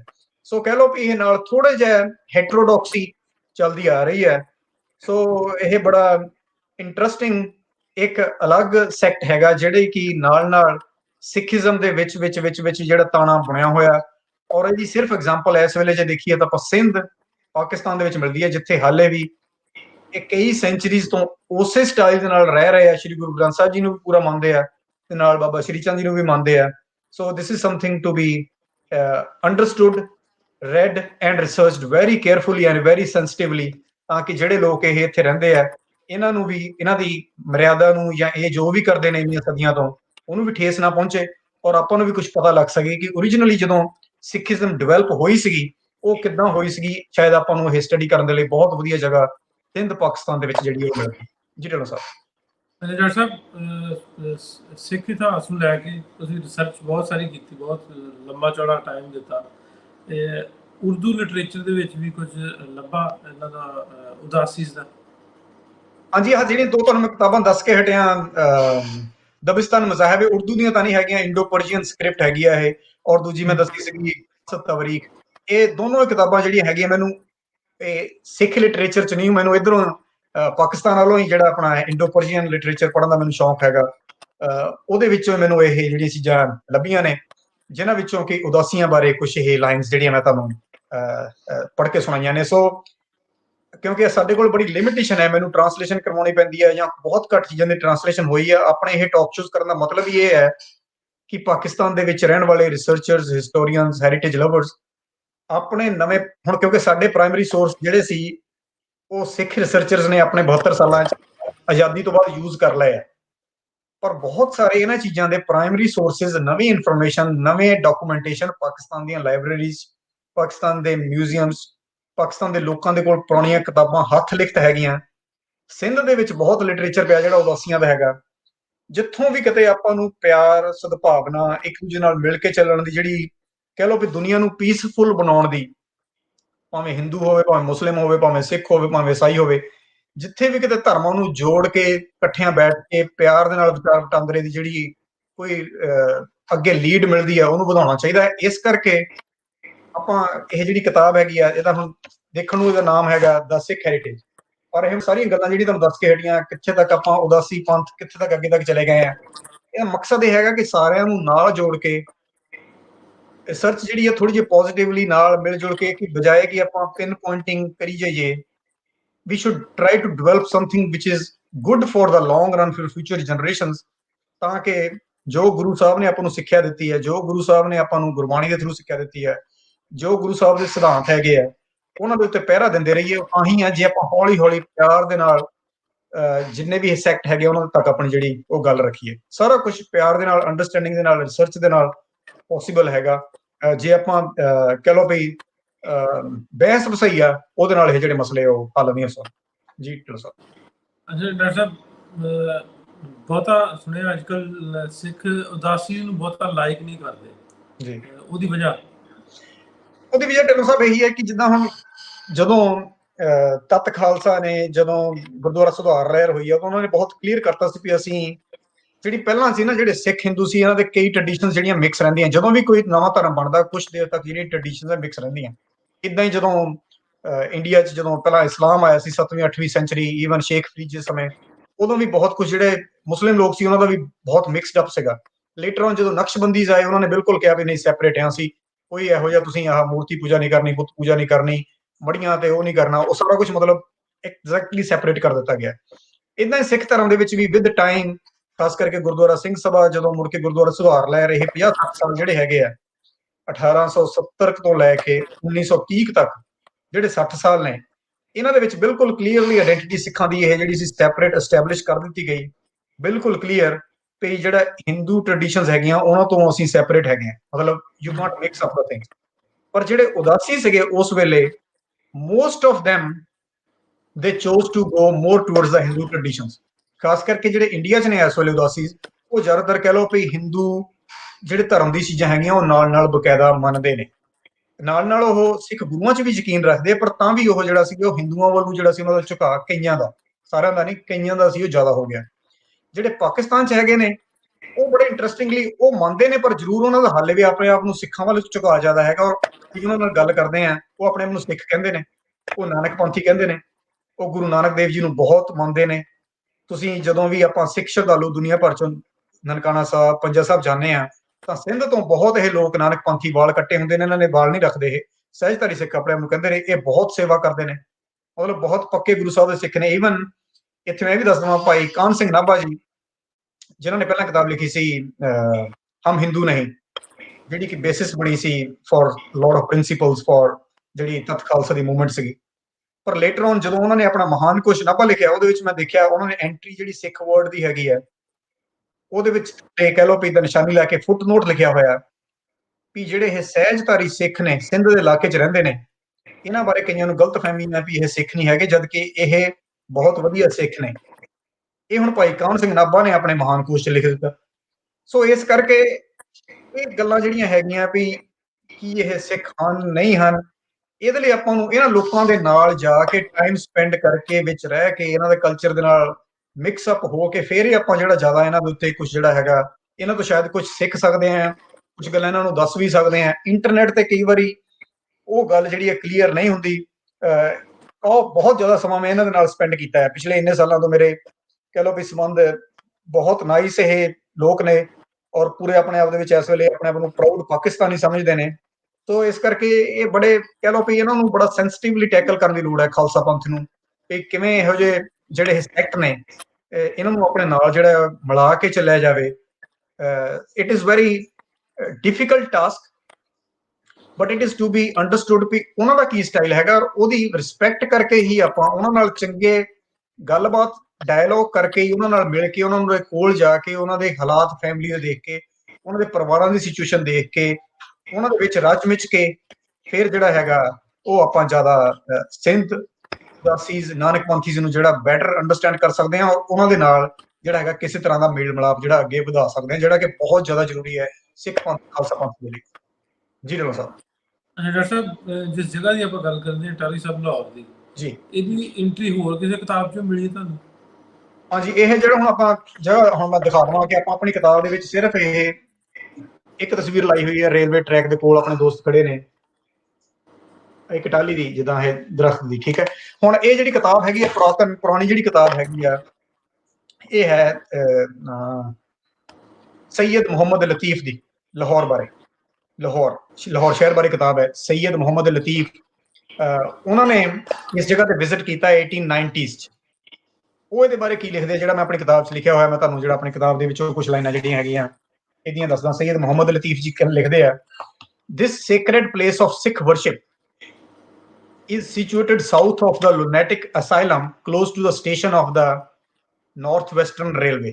ਮਤਲਬ ਰੇਲਵੇ, ਨਾਰਥ ਵੈਸਟਰਨ ਰੇਲਵੇ ਦੇ ਬਿਲਕੁਲ ਲਾਗੇ, ਜਿੱਥੇ ਕਿ ਲਾਹੌਰ ਦੇ ਵਿੱਚ ਮੈਂਟਲ ਹਸਪੀਟਲ ਹੈ, ਉਹਦੇ ਬਿਲਕੁਲ ਨੇੜੇ ਜਿਹੜਾ ਇਹ ਜਗ੍ਹਾ ਸਥਿਤ ਹੈ, ਜਿਹਦੇ ਵਿੱਚ ਕਿ ਬਹੁਤ ਜਿਹੜੀਆਂ ਸੇਕਰੇਡ ਬਿਲਡਿੰਗਸ ਹਨ, ਮਤਲਬ ਇਹਦੇ ਵਿੱਚ ਬਹੁਤ ਹੋਲੀ ਬਿਲਡਿੰਗਸ ਹਨ, ਜਿਨ੍ਹਾਂ ਵਿੱਚ ਸਭ ਤੋਂ ਜਿਹੜੀ ਇੰਪੋਰਟੈਂਟ ਜਗ੍ਹਾ ਹੈ ਉਹ ਹੈਗੀ ਹੈ ਬਾਬਾ ਸ਼੍ਰੀ ਚੰਦ ਦੀ ਸਮਾਧ, ਜਿਹੜੇ ਕਿ ਉਹ ਲਿਖਦਾ ਬਾਬਾ ਨਾਨਕ ਦੇ ਜਿਹੜੇ ਬੇਟੇ ਸਨ, ਜਿਨ੍ਹਾਂ ਨੇ ਸਿੱਖ ਧਰਮ ਜਿਹੜਾ ਸੀਗੀ ਉਹ ਸਿੱਖ ਜਿਹੜਾ ਜਗ ਚਲਾਇਆ ਸੀ।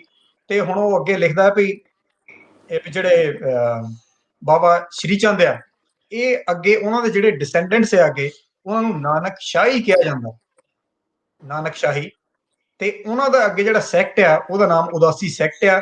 ਵੀ ਇਹ ਜਿਹੜੇ ਲੋਕ ਆ ਢਿੱਲੋਂ ਸਾਹਿਬ, ਉਹ ਆਪਣੀ ਕਿਤਾਬ ਸੈਯਦ ਮੁਹੰਮਦ ਲਤੀਫ, ਇਹ ਜਿਹੜੇ ਨਾਨਕਸ਼ਾਹੀ ਨੇ, ਇਹ ਜਿਹੜੇ ਸ੍ਰੀ ਚੰਦ ਨੂੰ ਮੰਨਣ ਵਾਲੇ ਨੇ, ਜਿਹੜੇ ਇਸ ਜਗ੍ਹਾ ਟਾਹਲੀ ਸਾਹਿਬ, ਲਾਹੌਰ, ਧਰਮਸ਼ਾਲਾ ਵਿਜ਼ਿਟ ਕਰਦੇ ਨੇ, ਉਹਨਾਂ ਬਾਰੇ ਇਹ ਵੀ ਲਿਖਦਾ ਵੀ ਇਹ ਲੋਕ ਲੰਗੋਟ ਪਾ ਕੇ ਰੱਖਦੇ ਆ, ਬਹੁਤ ਘੱਟ ਕੱਪੜੇ ਪਾਉਂਦੇ ਆ, ਤੇ ਆਪਣੇ ਜਿਹੜੇ ਸਿਰ ਦੇ ਉੱਪਰ ਜਿਹੜਾ ਆਪਣੇ ਵਾਲ ਆ, ਜੂੜਾ ਉੱਪਰ ਨੂੰ ਕਰਕੇ ਏਦਾਂ ਬੰਨ ਕੇ ਰੱਖਦੇ ਆ, ਪੂਰਾ ਵੱਡਾ ਜੂੜਾ ਜਿਹੜਾ ਸਿਰ ਦੇ ਉੱਪਰ ਜਿਹੜਾ ਹੈਗਾ ਉਹ ਬੰਨ ਲੈਂਦੇ ਆ, ਤੇ ਉਹ ਟਰਬਨ ਦੇ ਨਾਲ ਹੀ, ਮਤਲਬ ਟਰਬਨ ਵਾਈਜ਼ ਜਿੱਦਾਂ ਆਪਾਂ ਪਗੜੀ ਬੰਨੀ ਦੀ ਹੈ ਇਦਾਂ ਨਾਲ ਹੀ ਜਿਹੜੇ ਵਾਲ ਆ ਉਹ ਵੀ ਵਿੱਚ ਹੀ ਉਹਨਾਂ ਦੇ ਲਪੇਟੇ ਹੁੰਦੇ ਆ, ਤੇ ਆਪਣੀ ਜਿਹੜੀ ਇੱਕ ਕੰਬਲੀ ਆ ਆਪਣੇ ਮੋਢਿਆਂ ਤੇ ਰੱਖਦੇ ਆ।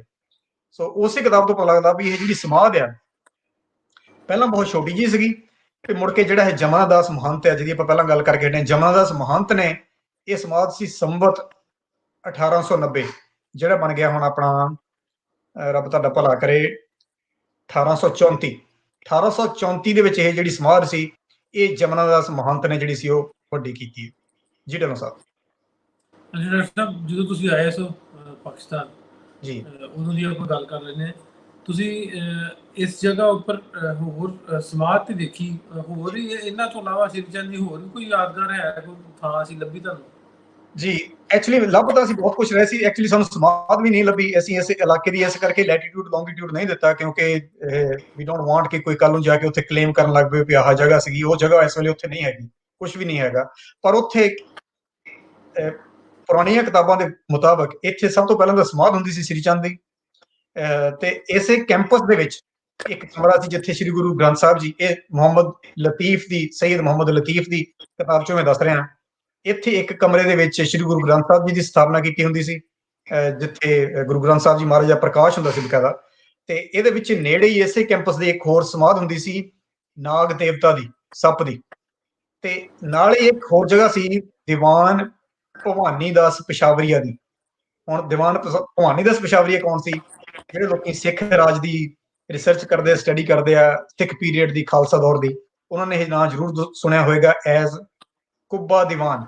ਕੁੱਬਾ ਦੀਵਾਨ ਦਾ ਨਾਮ ਬਹੁਤ ਆਉਂਦਾ ਹੈ, ਉਹ ਕੁੱਬਾ ਹੋ ਕੇ ਤੁਰਦਾ ਸੀ।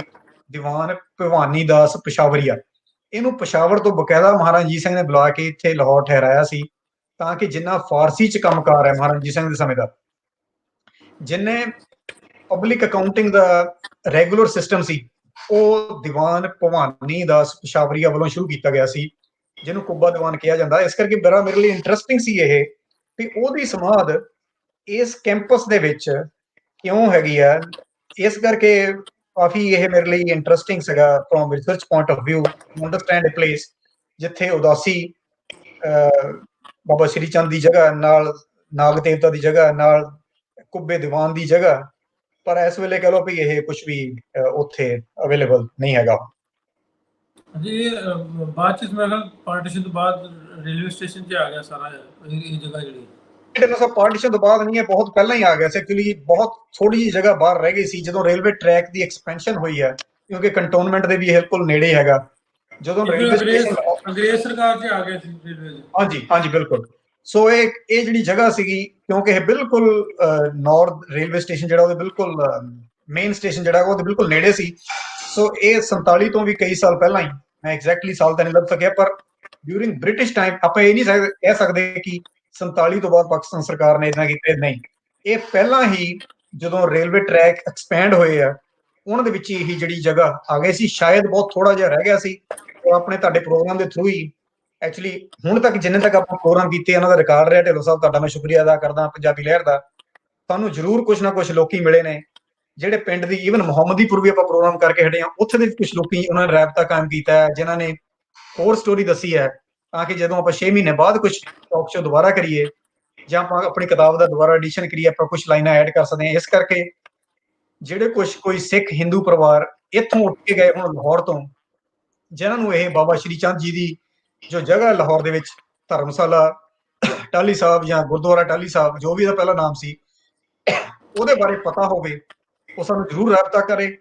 ਕਿਉਂਕਿ ਜਿਹੜੀਆਂ ਓਰਲ ਟ੍ਰੈਡੀਸ਼ਨਸ ਹੈਗੀਆਂ, ਜਿਹੜੀਆਂ ਗੱਲਾਂ ਬਾਤੀ ਲੋਕੀ ਗੱਲਾਂ ਦੱਸਦੇ ਆ, ਤੁਸੀਂ ਕਈ ਵਾਰੀ ਨੋਟ ਕੀਤਾ ਹੋਣਾ 47 ਦੀਆਂ ਗੱਲਾਂ ਬਾਤਾਂ ਬਜ਼ੁਰਗ ਇੰਨੀਆਂ ਸੁਣਾਉਂਦੇ ਆ।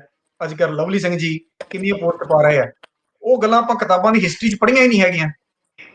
ਤੋ ਇਸ ਕਰਕੇ ਤੁਹਾਨੂੰ ਬੇਨਤੀ ਹੈ ਵੀ ਜਿਹੜਾ ਵੀ ਕੋਈ ਲਾਹੌਰ ਸ਼ਹਿਰ ਦੇ ਵਿੱਚੋਂ, ਕਿਉਂਕਿ ਜ਼ਿਆਦਾਤਰ ਲੋਕੀ ਆਪਣੇ ਸੁਣਨ ਵਾਲੇ ਪਿੰਡਾਂ ਤੋਂ ਮੂਵ ਹੋਏ ਆ, ਇਹ ਜਗ੍ਹਾ ਬਿਲਕੁਲ ਲਾਹੌਰ ਸ਼ਹਿਰ ਦੇ ਵਿੱਚ ਰੇਲਵੇ ਸਟੇਸ਼ਨ ਦੇ ਵਿੱਚ ਸੀ।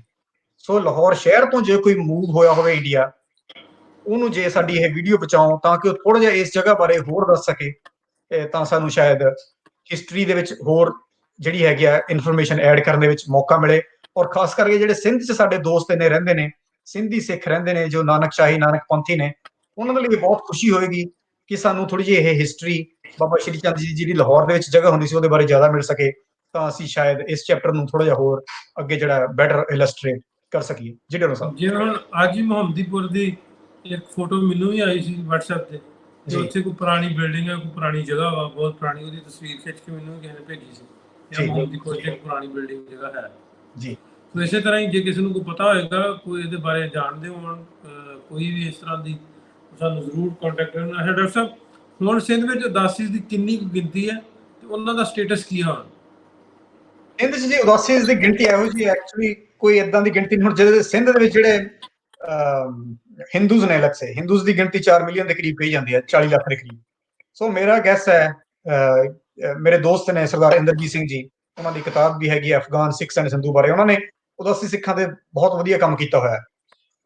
ਸੋ ਉਹਨਾਂ ਦੇ ਨਾਲ ਜਦੋਂ ਮੈਂ ਗੱਲਬਾਤ ਕਰਦਾ ਤਾਂ ਉਹਨਾਂ ਦੇ ਮੁਤਾਬਿਕ ਕਿ 1/3 ਦੇ ਕਰੀਬ ਇਹਨਾਂ ਦੇ ਵਿੱਚੋਂ, ਮਤਲਬ 40 ਲੱਖ ਦੇ ਵਿੱਚੋਂ ਅਬਾਊਟ 1/3 ਦੇ ਕਰੀਬ ਉਹਨਾਂ ਨੂੰ ਲੱਗਦਾ ਵੀ ਇਹ ਜਿਹੜੇ ਸਿੱਖ ਉਦਾਸੀ ਜਿਹੜੇ ਉਹ ਹੋਣਗੇ। ਸੋ ਅਕਸਰ ਗੱਲਬਾਤ ਅਸੀਂ ਕਰਦੇ ਰਹਿੰਦੇ ਹਾਂ ਇਹਦੇ ਬਾਰੇ, ਕੋਈ ਐਗਜ਼ੈਕਟ ਨੰਬਰ ਤਾਂ ਨਹੀਂ ਹੈਗਾ, ਪਰ ਤਾਂ ਵੀ ਨੰਬਰ ਬਹੁਤ ਜ਼ਿਆਦਾ ਹੈਗਾ। ਮਤਲਬ 10 ਤੋਂ 15 ਲੱਖ ਦੇ ਕਰੀਬ ਉਹ ਹੁਣ ਹੈਗੇ। ਮਤਲਬ ਏਦਾਂ ਖਾਲਸਾ ਸਿੱਖ ਨਹੀਂ ਹੈਗੇ, ਆਪਾਂ ਕਲੀਅਰ ਕਰ ਦਈਏ। ਜਿਵੇਂ ਸਾਡੇ ਕੋਲ ਪਸ਼ਤੂਨ ਸਿੱਖ ਜਿਹੜੇ ਰਹਿੰਦੇ ਨਨਕਾਣਾ ਸਾਹਿਬ, ਇਹ ਖਾਲਸਾ ਸਿੱਖ ਨੇ, ਦੇਖਣ ਤੋਂ ਇਹਨਾਂ ਦੀ ਰਹਿਤ ਮਰਿਆਦਾ ਸ਼ੁਰੂ ਤੋਂ ਅੰਮ੍ਰਿਤ ਛਕਦੇ ਨੇ। ਇਹ ਜਿਹੜੇ ਸਿੰਧ ਵਾਲੇ ਨੇ ਇਹ ਖਾਲਸਾ ਸਿੱਖ ਨਹੀਂ ਹੈਗੇ, ਸਹਿਜਧਾਰੀ ਸਿੱਖ ਕਹਿੰਦੇ ਨੇ ਆਪਣੇ ਆਪ ਨੂੰ, ਪਰ ਇਹ ਗੁਰੂ ਗ੍ਰੰਥ ਸਾਹਿਬ ਦੇ ਵਿੱਚ ਪੂਰੀ ਜਿਹੜੀ ਹੈਗੀ ਸ਼ਰਧਾ ਰੱਖਦੇ। ਇਹਨਾਂ ਦੀ ਹਰ ਵਿਆਹ ਸ਼ਾਦੀ, ਕਿਤੇ ਵੀ ਮਰਗ, ਕੁਛ ਵੀ ਜਿਹੜਾ ਹੈਗਾ ਉਹ ਪਾਠ ਕੀਤਾ ਜਾਂਦਾ। ਤੁਸੀਂ ਇੰਟਰਨੈਟ ਤੇ ਪਾ ਕੇ ਦੇਖੋ, ਸਿੰਧੀ ਸਿੱਖ ਇਹ ਬਹੁਤ ਹੀ ਰਸ ਭਿੰਨਾ ਕੀਰਤਨ ਕਰਦੇ ਨੇ। ਸੋ ਇਹਨਾਂ ਦਾ ਨੰਬਰ ਬਹੁਤ ਜ਼ਿਆਦਾ ਹੈਗਾ। 40 ਲੱਖ ਦੇ ਵਿੱਚੋਂ ਚਲੋ 1/3 ਨਹੀਂ, 1/4 ਤੇ ਜਿਹੜੇ ਹੈਗੇ ਆ ਉਹ ਹੈਗੇ ਨੇ, ਹੈਗੇ ਮਿਕਸ ਨੇ। ਮਤਲਬ ਨਾਲ ਨਾਲ ਉਹ ਵਿਦਾਂਤਿਕ ਇੰਟਰਪ੍ਰੀਟੇਸ਼ਨ ਆਫ ਸਿੱਖੀਜ਼ਮ ਕਰਦੇ ਨੇ ਜ਼ਰੂਰ, but that's what makes it very interesting to understand that particular culture। ਔਰ ਮੇਰੇ ਖਿਆਲ 'ਚ ਦੁਨੀਆ 'ਚ ਸਿਰਫ ਇਹੀ ਇੱਕ, ਢਿੱਲੋਂ ਸਾਹਿਬ ਆਪਣੀ ਮੈਂ ਬੁੱਕ 'ਚ ਵੀ ਲਿਖਿਆ ਇਹ ਲਾਈਨ, ਵੀ ਇਹ ਸਿੱਖ ਗੁਰੂਆਂ ਨੂੰ ਵੀ ਮੰਨਦੇ ਨੇ, ਨਾਲ ਹਿੰਦੂ ਦੇਵੀ ਦੇਵਤਿਆਂ ਨੂੰ ਵੀ ਮੰਨਦੇ ਨੇ, ਤੇ ਇੱਕ ਇਹੋ ਜਿਹਾ ਸਿਨਕ੍ਰੈਟਿਕ ਕਲਚਰ ਹੈਗਾ ਜਿਹੜਾ ਰੇਅਰਲੀ ਸ਼ਾਇਦ ਦੁਨੀਆ 'ਚ ਹੋਰ ਕਿਤੇ ਨਹੀਂ ਮਿਲਦਾ, ਜਿਹੜਾ ਕਿ ਸਿਰਫ ਸਿੰਧ ਦੇ ਵਿੱਚ ਹੀ ਮਿਲਦਾ। ਮਤਲਬ that's how they have developed it. Now this is not exactly according to the mainstream Sikh philosophy, ਪਰ ਇਹ ਲੋਕੀ ਜਿੱਦਾਂ ਰਹਿ ਰਹੇ ਨੇ, ਆਪਾਂ ਉਹਨਾਂ ਦੇ ਬਾਰੇ ਜਿਹੜਾ ਹੈਗਾ, ਉਹਨਾਂ ਦੇ ਕਲਚਰ, ਉਹਨਾਂ ਦੇ ਧਰਮ ਨੂੰ ਮੰਨਣ ਦੇ ਅਕੀਦੇ ਦੇ ਮੁਤਾਬਕ ਜਿਹੜੀ ਰਿਸਰਚ ਹੈਗੀ ਆ, ਉਹਦੇ ਮੁਤਾਬਕ ਮੈਂ ਤੁਹਾਨੂੰ ਦੱਸ ਰਿਹਾ। ਜੀ ਢਿੱਲੋਂ ਸਾਹਿਬ। ਬਹੁਤ ਸ਼ੁਕਰੀਆ ਡਾਕਟਰ ਸਾਹਿਬ, ਆਪਣਾ ਚੈਪਟਰ ਅੱਜ ਦਾ ਕੰਪਲੀਟ ਕਰ ਲਿਆ। ਕੀ ਕਹਿੰਦੇ ਆ, ਬਹੁਤ ਜ਼ਬਰਦਸਤ ਅੱਜ ਦਾ ਵੀਡੀਓ ਰਿਹਾ, ਸੈਸ਼ਨ ਰਿਹਾ। ਉਮੀਦ ਕਰਦੇ ਹਾਂ ਸਾਰੇ ਦੋਸਤ ਜਿਹਨੇ ਸਾਡੇ ਨਾਲ ਜੁੜੇ ਉਹਨਾਂ ਨੂੰ ਪਸੰਦ ਆਇਆ ਹੋਗਾ। ਜੇ ਪਸੰਦ ਆਇਆ ਹੋਗਾ ਸਾਡੇ ਵੀਡੀਓ ਨੂੰ ਸ਼ੇਅਰ ਕਰਨਾ ਨਾ ਭੁੱਲਿਓ। ਆਪੋ ਆਪਣੀ ਵਾਲ ਤੇ, ਭਾਵੇਂ ਫੇਸਬੁੱਕ ਤੇ, YouTube ਤੇ ਜੇ ਸ਼ੇਅਰ ਕਰੋ ਤਾਂ ਕਿ ਸਾਰਿਆਂ ਤੱਕ ਇਹ ਵੀਡੀਓ ਮੈਸੇਜ ਜਿਹੜਾ ਵਾ, ਸ਼੍ਰੀ ਚੰਦ ਜੀ ਵਾਲਾ ਆਪਣਾ ਟੌਪਿਕ ਸੀ, ਇਹ ਸਾਰਿਆਂ ਤੱਕ ਇਹ ਵੀਡੀਓ ਪਹੁੰਚ ਸਕੇ। ਸੋ ਡਾਕਟਰ ਸਾਹਿਬ, ਜਿੰਨੇ ਵੀ ਦੋਸਤ ਸਾਨੂੰ ਵੇਖਦੇ ਪਏ ਨੇ, ਅਸੀਂ ਕੰਪੇਨ ਸਟਾਰਟ ਕੀਤੀ ਹੈ ਤੇ ਅਸੀਂ ਈਮੇਲ ID ਵੀ ਆਪਣੇ ਦਿੱਤੇ ਨੇ। ਜੇ ਕੋਈ ਦੋਸਤ ਇੱਥੇ ਪਾਕਿਸਤਾਨ, ਜਿਵੇਂ ਹੁਣ ਆਪਾਂ ਗੱਲ ਕਰਨੇ ਹਾਂ ਨਾਨਕ ਪੰਥੀ ਨੇ ਸਿੰਧ ਵਾਲੇ, ਬਹੁਤ ਵੱਡੀ ਤਾਦਾਦ ਆ, ਸੋ ਉਹਨਾਂ ਨੂੰ ਵੀ ਤੁਸੀਂ ਜੇ ਕੋਈ ਜਾਣਨ ਵਾਲਾ ਹੈਗਾ ਤਾਂ ਉਹਨਾਂ ਨੂੰ ਤੋਹਫੇ ਗਿਫਟ ਖਿਲਾ ਸਕਦੇ ਜੇ। ਜੇ ਪਾਕਿਸਤਾਨ ਦੇ ਵਿੱਚ ਉਹਨਾਂ ਪਿੰਡਾਂ 'ਚ ਜਿਨ੍ਹਾਂ ਦੀਆਂ ਜਿੱਥੇ ਜਿੱਥੇ ਇਹ ਚੈਪਟਰ ਨੇ, ਉਹਨਾਂ ਪਿੰਡਾਂ 'ਚ ਭੇਜ ਸਕਦੇ ਜੀ। ਸੋ ਸਾਰੇ ਦੋਸਤ, ਜ਼ਿਆਦਾ ਨਾ ਕਰੀਏ ਡਾਕਟਰ ਸਾਹਿਬ, ਇੱਕ ਦੋ ਵੀ ਆਪਾਂ ਕਿਤਾਬਾਂ ਦੇਣ ਲੱਗੀਏ। ਪਾਕਿਸਤਾਨ ਦੇ ਵਿੱਚ ਤਾਂ ਬਹੁਤਾ ਲੰਬਾ ਚੌੜਾ ਕੰਮ ਨਹੀਂ, ਮਹਿੰਗੀ ਕਿਤਾਬ ਨਹੀਂ ਹੈਗੀ, ਪਾਕਿਸਤਾਨੀ ਥੋੜ੍ਹੇ ਜਿਹੇ ਪੈਸੇ ਬਣਦੇ ਆ। ਸੋ ਸਾਰੇ ਦੋਸਤਾਂ ਨੂੰ ਰਿਕੁਐਸਟ ਹੈ ਕਿ ਤੁਸੀਂ ਆਪਣੇ ਜਾਣ ਵਾਲੇ ਦੋਸਤਾਂ ਨੂੰ ਗਿਫਟ ਦਿਓ, ਕਾਲਜ ਯੂਨੀਵਰਸਿਟੀ ਦੇ ਵਿੱਚ ਭੇਜੋ, ਗੁਰਦੁਆਰਿਆਂ 'ਚ ਭੇਜੋ। ਸਾਰੇ ਦੋਸਤਾਂ ਤੱਕ ਇਹ ਕਿਤਾਬ ਜਿਹੜੀ ਉਹ ਜ਼ਰੂਰ ਪਹੁੰਚਾਓ। ਸੋ ਸਾਰਿਆਂ ਦੀ ਸਾਡੀ ਕੀ ਕਹਿੰਦੇ ਡਿਊਟੀ ਬਣਦੀ ਹੈ ਕਿ ਪਾਕਿਸਤਾਨ ਦਾ ਇਤਿਹਾਸ ਹੈ, ਹਿਸਟਰੀ ਹੈ ਪਾਕਿਸਤਾਨ ਦੀ, ਉਹ ਬਿਲਡਿੰਗ ਜਿਹੜੀਆਂ ਪਾਕਿਸਤਾਨ ਦੇ ਵਿੱਚ ਨੇ। ਜੇ ਸਿੱਖਾਂ ਦੀ ਗੱਲ ਕਰੀਏ ਤਾਂ ਸਿੱਖਾਂ ਦਾ ਮਜ਼ਹਬੀ ਤੌਰ 'ਤੇ ਉਹਨਾਂ ਨਾਲ ਜੁੜੀਆਂ ਹੋਈਆਂ, ਜਿਵੇਂ ਹੁਣ ਅੱਜ ਤੁਸੀਂ ਨਾਨਕ ਪੰਥੀਆਂ ਨੂੰ ਵੀ ਨਾਲ ਜੋੜਿਆ। ਸੋ ਸਾਰੇ ਦੋਸਤ ਜਿਹੜੇ ਸਾਨੂੰ ਇਸ ਵੇਲੇ ਦੇਖਦੇ ਨੇ, ਉਹਨਾਂ ਨੂੰ ਰਿਕੁਐਸਟ ਹੈ ਕਿ ਤੁਸੀਂ ਜ਼ਰੂਰ ਇੱਕ ਤਾਂ ਵੀਡੀਓ ਨੂੰ ਸ਼ੇਅਰ ਕਰਿਓ ਤੇ ਇਸ ਕਿਤਾਬ ਨੂੰ ਵੀ ਸ਼ੇਅਰ ਕਰੋ। ਡਾਕਟਰ ਸਾਹਿਬ, ਬਹੁਤ ਸ਼ੁਕਰੀਆ ਤੁਹਾਡਾ। ਕੁਝ ਕਹਿਣਾ ਚਾਹੁੰਦੇ ਹੋ? Thank you so much Dhillon ਸਾਹਿਬ। ਮੈਂ ਤਾਂ ਸਿਰਫ ਇਹੀ ਹੈ ਕਿ ਆਪਣੇ ਸਾਰੇ ਸੁਣਨ ਵਾਲੇ ਇੰਨੇ ਪਿਆਰ ਨਾਲ ਸੁਣਦੇ ਨੇ। ਇਹੋ ਜਿਹੇ ਟੌਪਿਕ ਬੜੇ ਸੈਂਸਿਟਿਵ ਹੁੰਦੇ ਆ, ਜਿਵੇਂ ਆਪਾਂ ਹਜ ਵਾਲਾ ਟੌਪਿਕ ਕੀਤਾ। ਤੁਸੀਂ ਸਾਡੀ ਕੋਸ਼ਿਸ਼ ਸਮਝੋ ਵੀ ਅਸੀਂ ਕੋਸ਼ਿਸ਼ ਕੀ ਕਰ ਰਹੇ ਹਾਂ ਪ੍ਰੋਗਰਾਮ ਦੇ ਵਿੱਚ। ਜਦੋਂ ਤੁਸੀਂ ਕਿਤਾਬ ਪੜ੍ਹੋਗੇ ਤੁਹਾਨੂੰ ਨੋਟ ਆਏਗਾ ਕਿ ਅਸੀਂ ਕਿਵੇਂ ਸਟਰਗਲ ਕਰਦੇ ਹਾਂ ਇਹੋ ਜਿਹੇ ਚੈਪਟਰਸ ਨੂੰ ਲਿਖਣ ਦੇ ਲਈ, ਤਾਂ ਕਿ ਫਿਊਚਰ ਜਿਹੜਾ ਹੈਗਾ ਉਹ ਪਿਆਰ ਜਿਹੜਾ ਵੱਧ ਸਕੇ। ਜਿਹੜੀ ਸਿੱਖ ਹੈਰੀਟੇਜ ਜਿੱਥੇ ਬੁਲੰਦੀ ਤੇ ਅਸੀਂ ਲਿਜਾਣਾ ਚਾਹੁੰਦੇ ਹਾਂ, ਉਹ ਜਿਹੜੀ ਉਸ ਬੁਲੰਦੀ ਤੱਕ ਪਹੁੰਚ ਸਕੇ, ਉਹ ਤਾਂ ਹੀ ਹੈ ਜੇ ਆਪਾਂ ਜ਼ਿਆਦਾ ਤੋਂ ਜ਼ਿਆਦਾ ਲੋਕਾਂ ਨੂੰ ਨਾਲ ਜੋੜੀਏ। ਉਹਦੇ ਲਈ ਤੁਹਾਡੇ ਸਹਿਯੋਗ ਦੀ ਲੋੜ ਹੈ। ਇਸ ਕਿਤਾਬ ਨੂੰ, ਜਿਸ ਨੂੰ ਲਿਖਣ ਦੇ ਵਿੱਚ ਇੰਨੀ ਮਿਹਨਤ ਕੀਤੀ ਗਈ ਹੈ, ਇਹੋ ਜਿਹੇ ਚੈਪਟਰ ਜਿਹੜੇ ਸੀ ਉਹਨਾਂ ਨੂੰ ਨਾਲ ਜੋੜ ਕੇ ਆਪਣੇ ਨਾਲ ਰਲਾਇਆ ਗਿਆ ਹੈ। ਇਸ ਕਿਤਾਬ ਨੂੰ ਕਾਲਜ, ਯੂਨੀਵਰਸਿਟੀ, ਲਾਇਬ੍ਰੇਰੀਜ਼ ਲੋਕਾਂ ਤੱਕ ਪਹੁੰਚਾਉਣਾ, ਇਹਨੂੰ ਆਪਣਾ ਫਰਜ਼ ਸਮਝੋ। ਹਰ ਦੇਸ਼ ਦੇ ਵਿੱਚ, ਹਰ ਜਗ੍ਹਾ ਤੇ ਕਿਤੇ ਵੀ ਤੁਸੀਂ ਇਸ ਕਿਤਾਬ ਨੂੰ ਪਹੁੰਚਾਉਣਾ ਚਾਹੁੰਦੇ ਹੋ, ਢਿੱਲੋਂ ਸਾਹਿਬ ਨੇ ਆਪਣੀ ਈਮੇਲ ਦਿੱਤੀ ਹੋਈ ਹੈ। ਮਤਲਬ ਮੇਰਾ ਕੰਮ ਹੈ ਕਿ ਮੈਂ ਤੁਹਾਨੂੰ ਹੋਰ ਰਿਸਰਚ ਕਰਕੇ ਮੈਂ ਆਪਣੀ ਰਿਸਰਚ ਅੱਗੇ ਦੇ ਅੱਗੇ ਕਰੀ ਜਾਵਾਂ। ਹਾਲੇ ਪਾਕਿਸਤਾਨ ਦੇ ਵਿੱਚ 270 ਬਿਲਡਿੰਗਸ ਨੇ। ਇਸ ਜਗ੍ਹਾ ਦੇ ਵਿੱਚ, ਇਸ ਕਿਤਾਬ ਦੇ ਵਿੱਚ ਮੈਂ ਸਿਰਫ 84 ਵਾਲੇ ਇਨਕਲੂਡ ਕੀਤੀਆਂ ਨੇ। ਬਾਕੀ ਮੈਂ ਲਿਖਣੀਆਂ ਸ਼ੁਰੂ ਕਰਨਾ ਚਾਹੁੰਦਾ ਜਦੋਂ ਇਹ ਕਿਤਾਬ ਥੋੜੀ ਜਿਹੀ ਆਪਣੇ ਕਿਸੇ ਮੁਕਾਮ ਤੇ ਪਹੁੰਚ ਜਾਵੇ। ਹੁਣ ਢਿੱਲੋਂ ਸਾਹਿਬ ਨੇ ਇਹ ਮੁਹਿੰਮ ਸ਼ੁਰੂ ਕੀਤੀ ਹੈ, ਇਹ ਇੰਨੀ ਵਧੀਆ ਹੈਲਪ ਕਰ ਰਹੇ ਨੇ ਕਿ ਕਿਤਾਬ ਪਹੁੰਚਾਉਣੀ ਇਹਨਾਂ ਦਾ ਕੰਮ ਹੈ। ਤੁਸੀਂ ਪਹਿਲਾਂ ਪਾਕਿਸਤਾਨ ਤੋਂ ਸ਼ੁਰੂ ਕਰੋ, ਕਿਉਂਕਿ ਉੱਥੇ ਪਾਕਿਸਤਾਨ 'ਚ ਅਸੀਂ ਪਾਕਿਸਤਾਨੀ ਐਡੀਸ਼ਨ ਦੀ ਕਾਸਟ ਬਹੁਤ ਘੱਟ ਰੱਖੀ ਹੈ। ਆਪਣੇ ਪਾਕਿਸਤਾਨ 'ਚ ਕਿਤਾਬ ਨੂੰ ਪਹੁੰਚਾਈਏ ਤਾਂ ਕਿ ਲੋਕਾਂ ਨੂੰ ਸਿੱਖ ਵਿਰਾਸਤ ਦਾ ਪਤਾ ਲੱਗੇ ਕਿ ਕਿਵੇਂ ਸਿੱਖੀਜ਼ਮ ਦੇ ਨਾਲ ਕੱਲੇ ਜਿਹੜੇ ਆਪਾਂ ਥੋੜੇ 5-10 ਗੁਰਦੁਆਰਾ ਸਾਹਿਬ ਉਹੀ ਨਹੀਂ, ਆਪਣਾ ਕੋਲ ਹੋਰ ਪਾਕਿਸਤਾਨ 'ਚ ਬਹੁਤ ਕੁਝ ਹੈਗਾ ਜਿਹੜਾ ਆਪਾਂ ਨਾਲ ਜੋੜੀਏ। ਕਹਿ ਲਓ ਵੀ ਤੋੜਨਾ ਤਾਂ ਬਹੁਤ ਸੌਖਾ, ਆਪਾਂ ਜੋੜਨ ਦੀ ਗੱਲ ਕਰੀਏ, ਆਪਾਂ ਕਿੱਦਾਂ ਆਪਣੇ ਆਪ 'ਚ ਜਿਹੜਾ ਹੈਗਾ ਪੋਜ਼ਿਟਿਵਿਟੀ ਲਿਆ ਕੇ ਨਾਲ ਲੋਕਾਂ ਨੂੰ ਜੋੜੀਏ। ਸੋ ਉਹਦੇ ਲਈ ਇਹ ਕਿਤਾਬ ਦਾ ਹਰ ਇੱਕ ਜਗ੍ਹਾ ਦੇ ਆਲੇ ਦੁਆਲੇ 50-100, ਜਿੱਦਾਂ ਹੁਣ ਆਹ ਗੁਰਦੁਆਰਾ ਟਾਹਲੀ ਸਾਹਿਬ ਦੀ ਅਪਰੋਕਸੀਮੇਟ ਮੈਨੂੰ ਲੋਕੇਸ਼ਨ ਪਤਾ ਹੈਗੀ ਹੈ। ਜੇ ਆਪਾਂ ਉੱਥੇ ਆਲੇ ਦੁਆਲੇ ਲਾਹੌਰ ਦੇ ਵਿੱਚ 100 ਦੁਕਾਨਾਂ ਦੇ ਵਿੱਚ ਜਾ ਕੇ ਇਹ ਕਿਤਾਬ ਦਿੰਦੇ ਹਾਂ, ਨਾਲ ਅਗਲੇ ਨੂੰ ਦੱਸਦੇ ਹਾਂ ਕਿ ਸਾਡੀ ਆਹ ਜਿਹੜੀ ਇਤਿਹਾਸਿਕ ਜਗ੍ਹਾ ਹੈਗੀ ਆ, ਜਿਹਦੇ ਬਾਰੇ ਜਿਹੜੀ ਸਾਡਾ ਜਿਹੜਾ ਸਿੱਖ ਇਤਿਹਾਸ ਹੈਗਾ, ਗੁਰੂ ਸਾਹਿਬ ਦੇ ਪਹਿਲੇ ਜਿਹੜੇ ਸਿੱਖ ਇਤਿਹਾਸ ਦੇ ਵਿੱਚ ਪਹਿਲੇ ਗੁਰੂ ਸਾਹਿਬ ਗੁਰੂ ਨਾਨਕ ਦੇਵ ਜੀ ਦੇ ਬੇਟੇ ਦੇ ਨਾਲ ਜਗ੍ਹਾ ਇਹ ਜੁੜਦੀ ਹੈ, ਇਹ ਇੱਥੇ ਹੁੰਦੀ ਸੀਗੀ ਕਿਤੇ, ਉਹਦਾ ਕਿੱਦਾਂ ਇਫੈਕਟ ਲੋਕਲ ਲੋਕਾਂ ਤੱਕ ਪਏਗਾ, ਸੋਚ ਕੇ ਦੇਖੋ ਇਸ ਚੀਜ਼ ਨੂੰ। ਇਦਾਂ ਹੀ ਕਿਤਾਬ ਦੇ ਵਿੱਚ 84 ਜਗ੍ਹਾ ਨੇ, 84 ਦੇ ਨਾਲ ਨਾਲ ਜੇ ਆਪਾਂ 100 ਕਿਤਾਬਾਂ ਹਰੇਕ ਤੁਸੀਂ ਅਡਾਪਟ ਕਰੋ ਕਿ ਹਾਂਜੀ ਅਸੀਂ ਇਸ ਜਗ੍ਹਾ ਦੇ ਨਾਲ ਇੰਨੀਆਂ ਕਿਤਾਬਾਂ ਅਸੀਂ ਦੇਣੀਆਂ ਚਾਹੁੰਦੇ ਹਾਂ, ਉਹ ਪਹੁੰਚਾਉਣ ਦਾ ਕੰਮ ਢਿੱਲੋਂ ਸਾਹਿਬ ਨੇ ਆਪਣੇ ਜਿੰਮੇ ਲੈ ਲਿਆ। ਤੁਹਾਨੂੰ ਕੁਝ ਆਨਲਾਈਨ ਕਰਨ ਦੀ ਲੋੜ ਨਹੀਂ ਹੈ, ਜਾ ਕੇ ਜਿੱਦਾਂ ਵੀ ਹੋਊਗਾ ਪਹੁੰਚਾ ਕੇ ਆਉਣਗੇ। ਪਰ ਇੱਕ ਇੱਕ ਜਗ੍ਹਾ ਨੂੰ ਅਡਾਪਟ ਕਰੀ ਜਾਓ ਤਾਂ ਕਿ ਅਸੀਂ ਉੱਥੇ ਆਲੇ ਦੁਆਲੇ ਪਸਾਰ ਕਰ ਸਕੀਏ ਕਿ ਹਾਂਜੀ ਤੁਹਾਡੇ ਸ਼ਹਿਰ ਵਿੱਚ, ਤੁਹਾਡੇ ਜ਼ਿਲ੍ਹੇ 'ਚ ਸਿੱਖ ਵਿਰਾਸਤ ਦੇ ਨਾਲ ਕੋਈ ਮਿਲਦੀ ਜੁਲਦੀ ਚੀਜ਼ ਸੀਗੀ। ਔਰ ਸਾਡੀ ਇਹ ਗੁਜ਼ਾਰਿਸ਼ ਹੈ ਕਿ ਉਹ ਕੁਝ ਉਰਦੂ 'ਚ ਜਾਂ ਇੰਗਲਿਸ਼ 'ਚ ਲਿਖ ਕੇ ਹਿਸਟਰੀ ਉਹ ਲੋਕੀ ਤਾਂ ਹੀ ਲਾਉਣਗੇ ਨਾ ਜੇ ਆਪਾਂ ਲੋਕਾਂ ਨੂੰ ਨਾਲ ਰਲਾਵਾਂਗੇ। ਜੇ ਆਪਾਂ ਸਿੱਧਾ ਸਰਕਾਰਾਂ ਕੋਲ ਜਾਈ ਜਾਈਏ, ਲੋਕਲ ਮੁਹੱਲੇ ਦੇ ਲੋਕਾਂ ਨੂੰ ਪਤਾ ਹੀ ਨਹੀਂ ਹੈਗਾ, ਉਹਨਾਂ ਨੇ ਜਾ ਕੇ ਲਾ ਦੇਣੀ ਫੱਟੀ ਉਹ ਮਹੀਨੇ ਬਾਅਦ। ਲੋਕਾਂ ਨੂੰ ਨਾਲ ਜੋੜਨਾ ਬਹੁਤ ਜ਼ਰੂਰੀ ਹੈ। ਬਿਲਕੁਲ ਡਾਕਟਰ ਸਾਹਿਬ, ਬਹੁਤ ਸ਼ੁਕਰੀਆ। ਥੈਂਕ ਯੂ ਜੀ ਢਿੱਲੋਂ ਸਾਹਿਬ। ਕੱਲ ਮਿਲਦੇ ਆ ਫਿਰ 7 ਵਜੇ ਪਾਕਿਸਤਾਨੀ ਟਾਈਮ। ਕੱਲ ਤੱਕ ਇਜਾਜ਼ਤ ਦਿਓ, ਰੱਬ ਰੱਖੇ।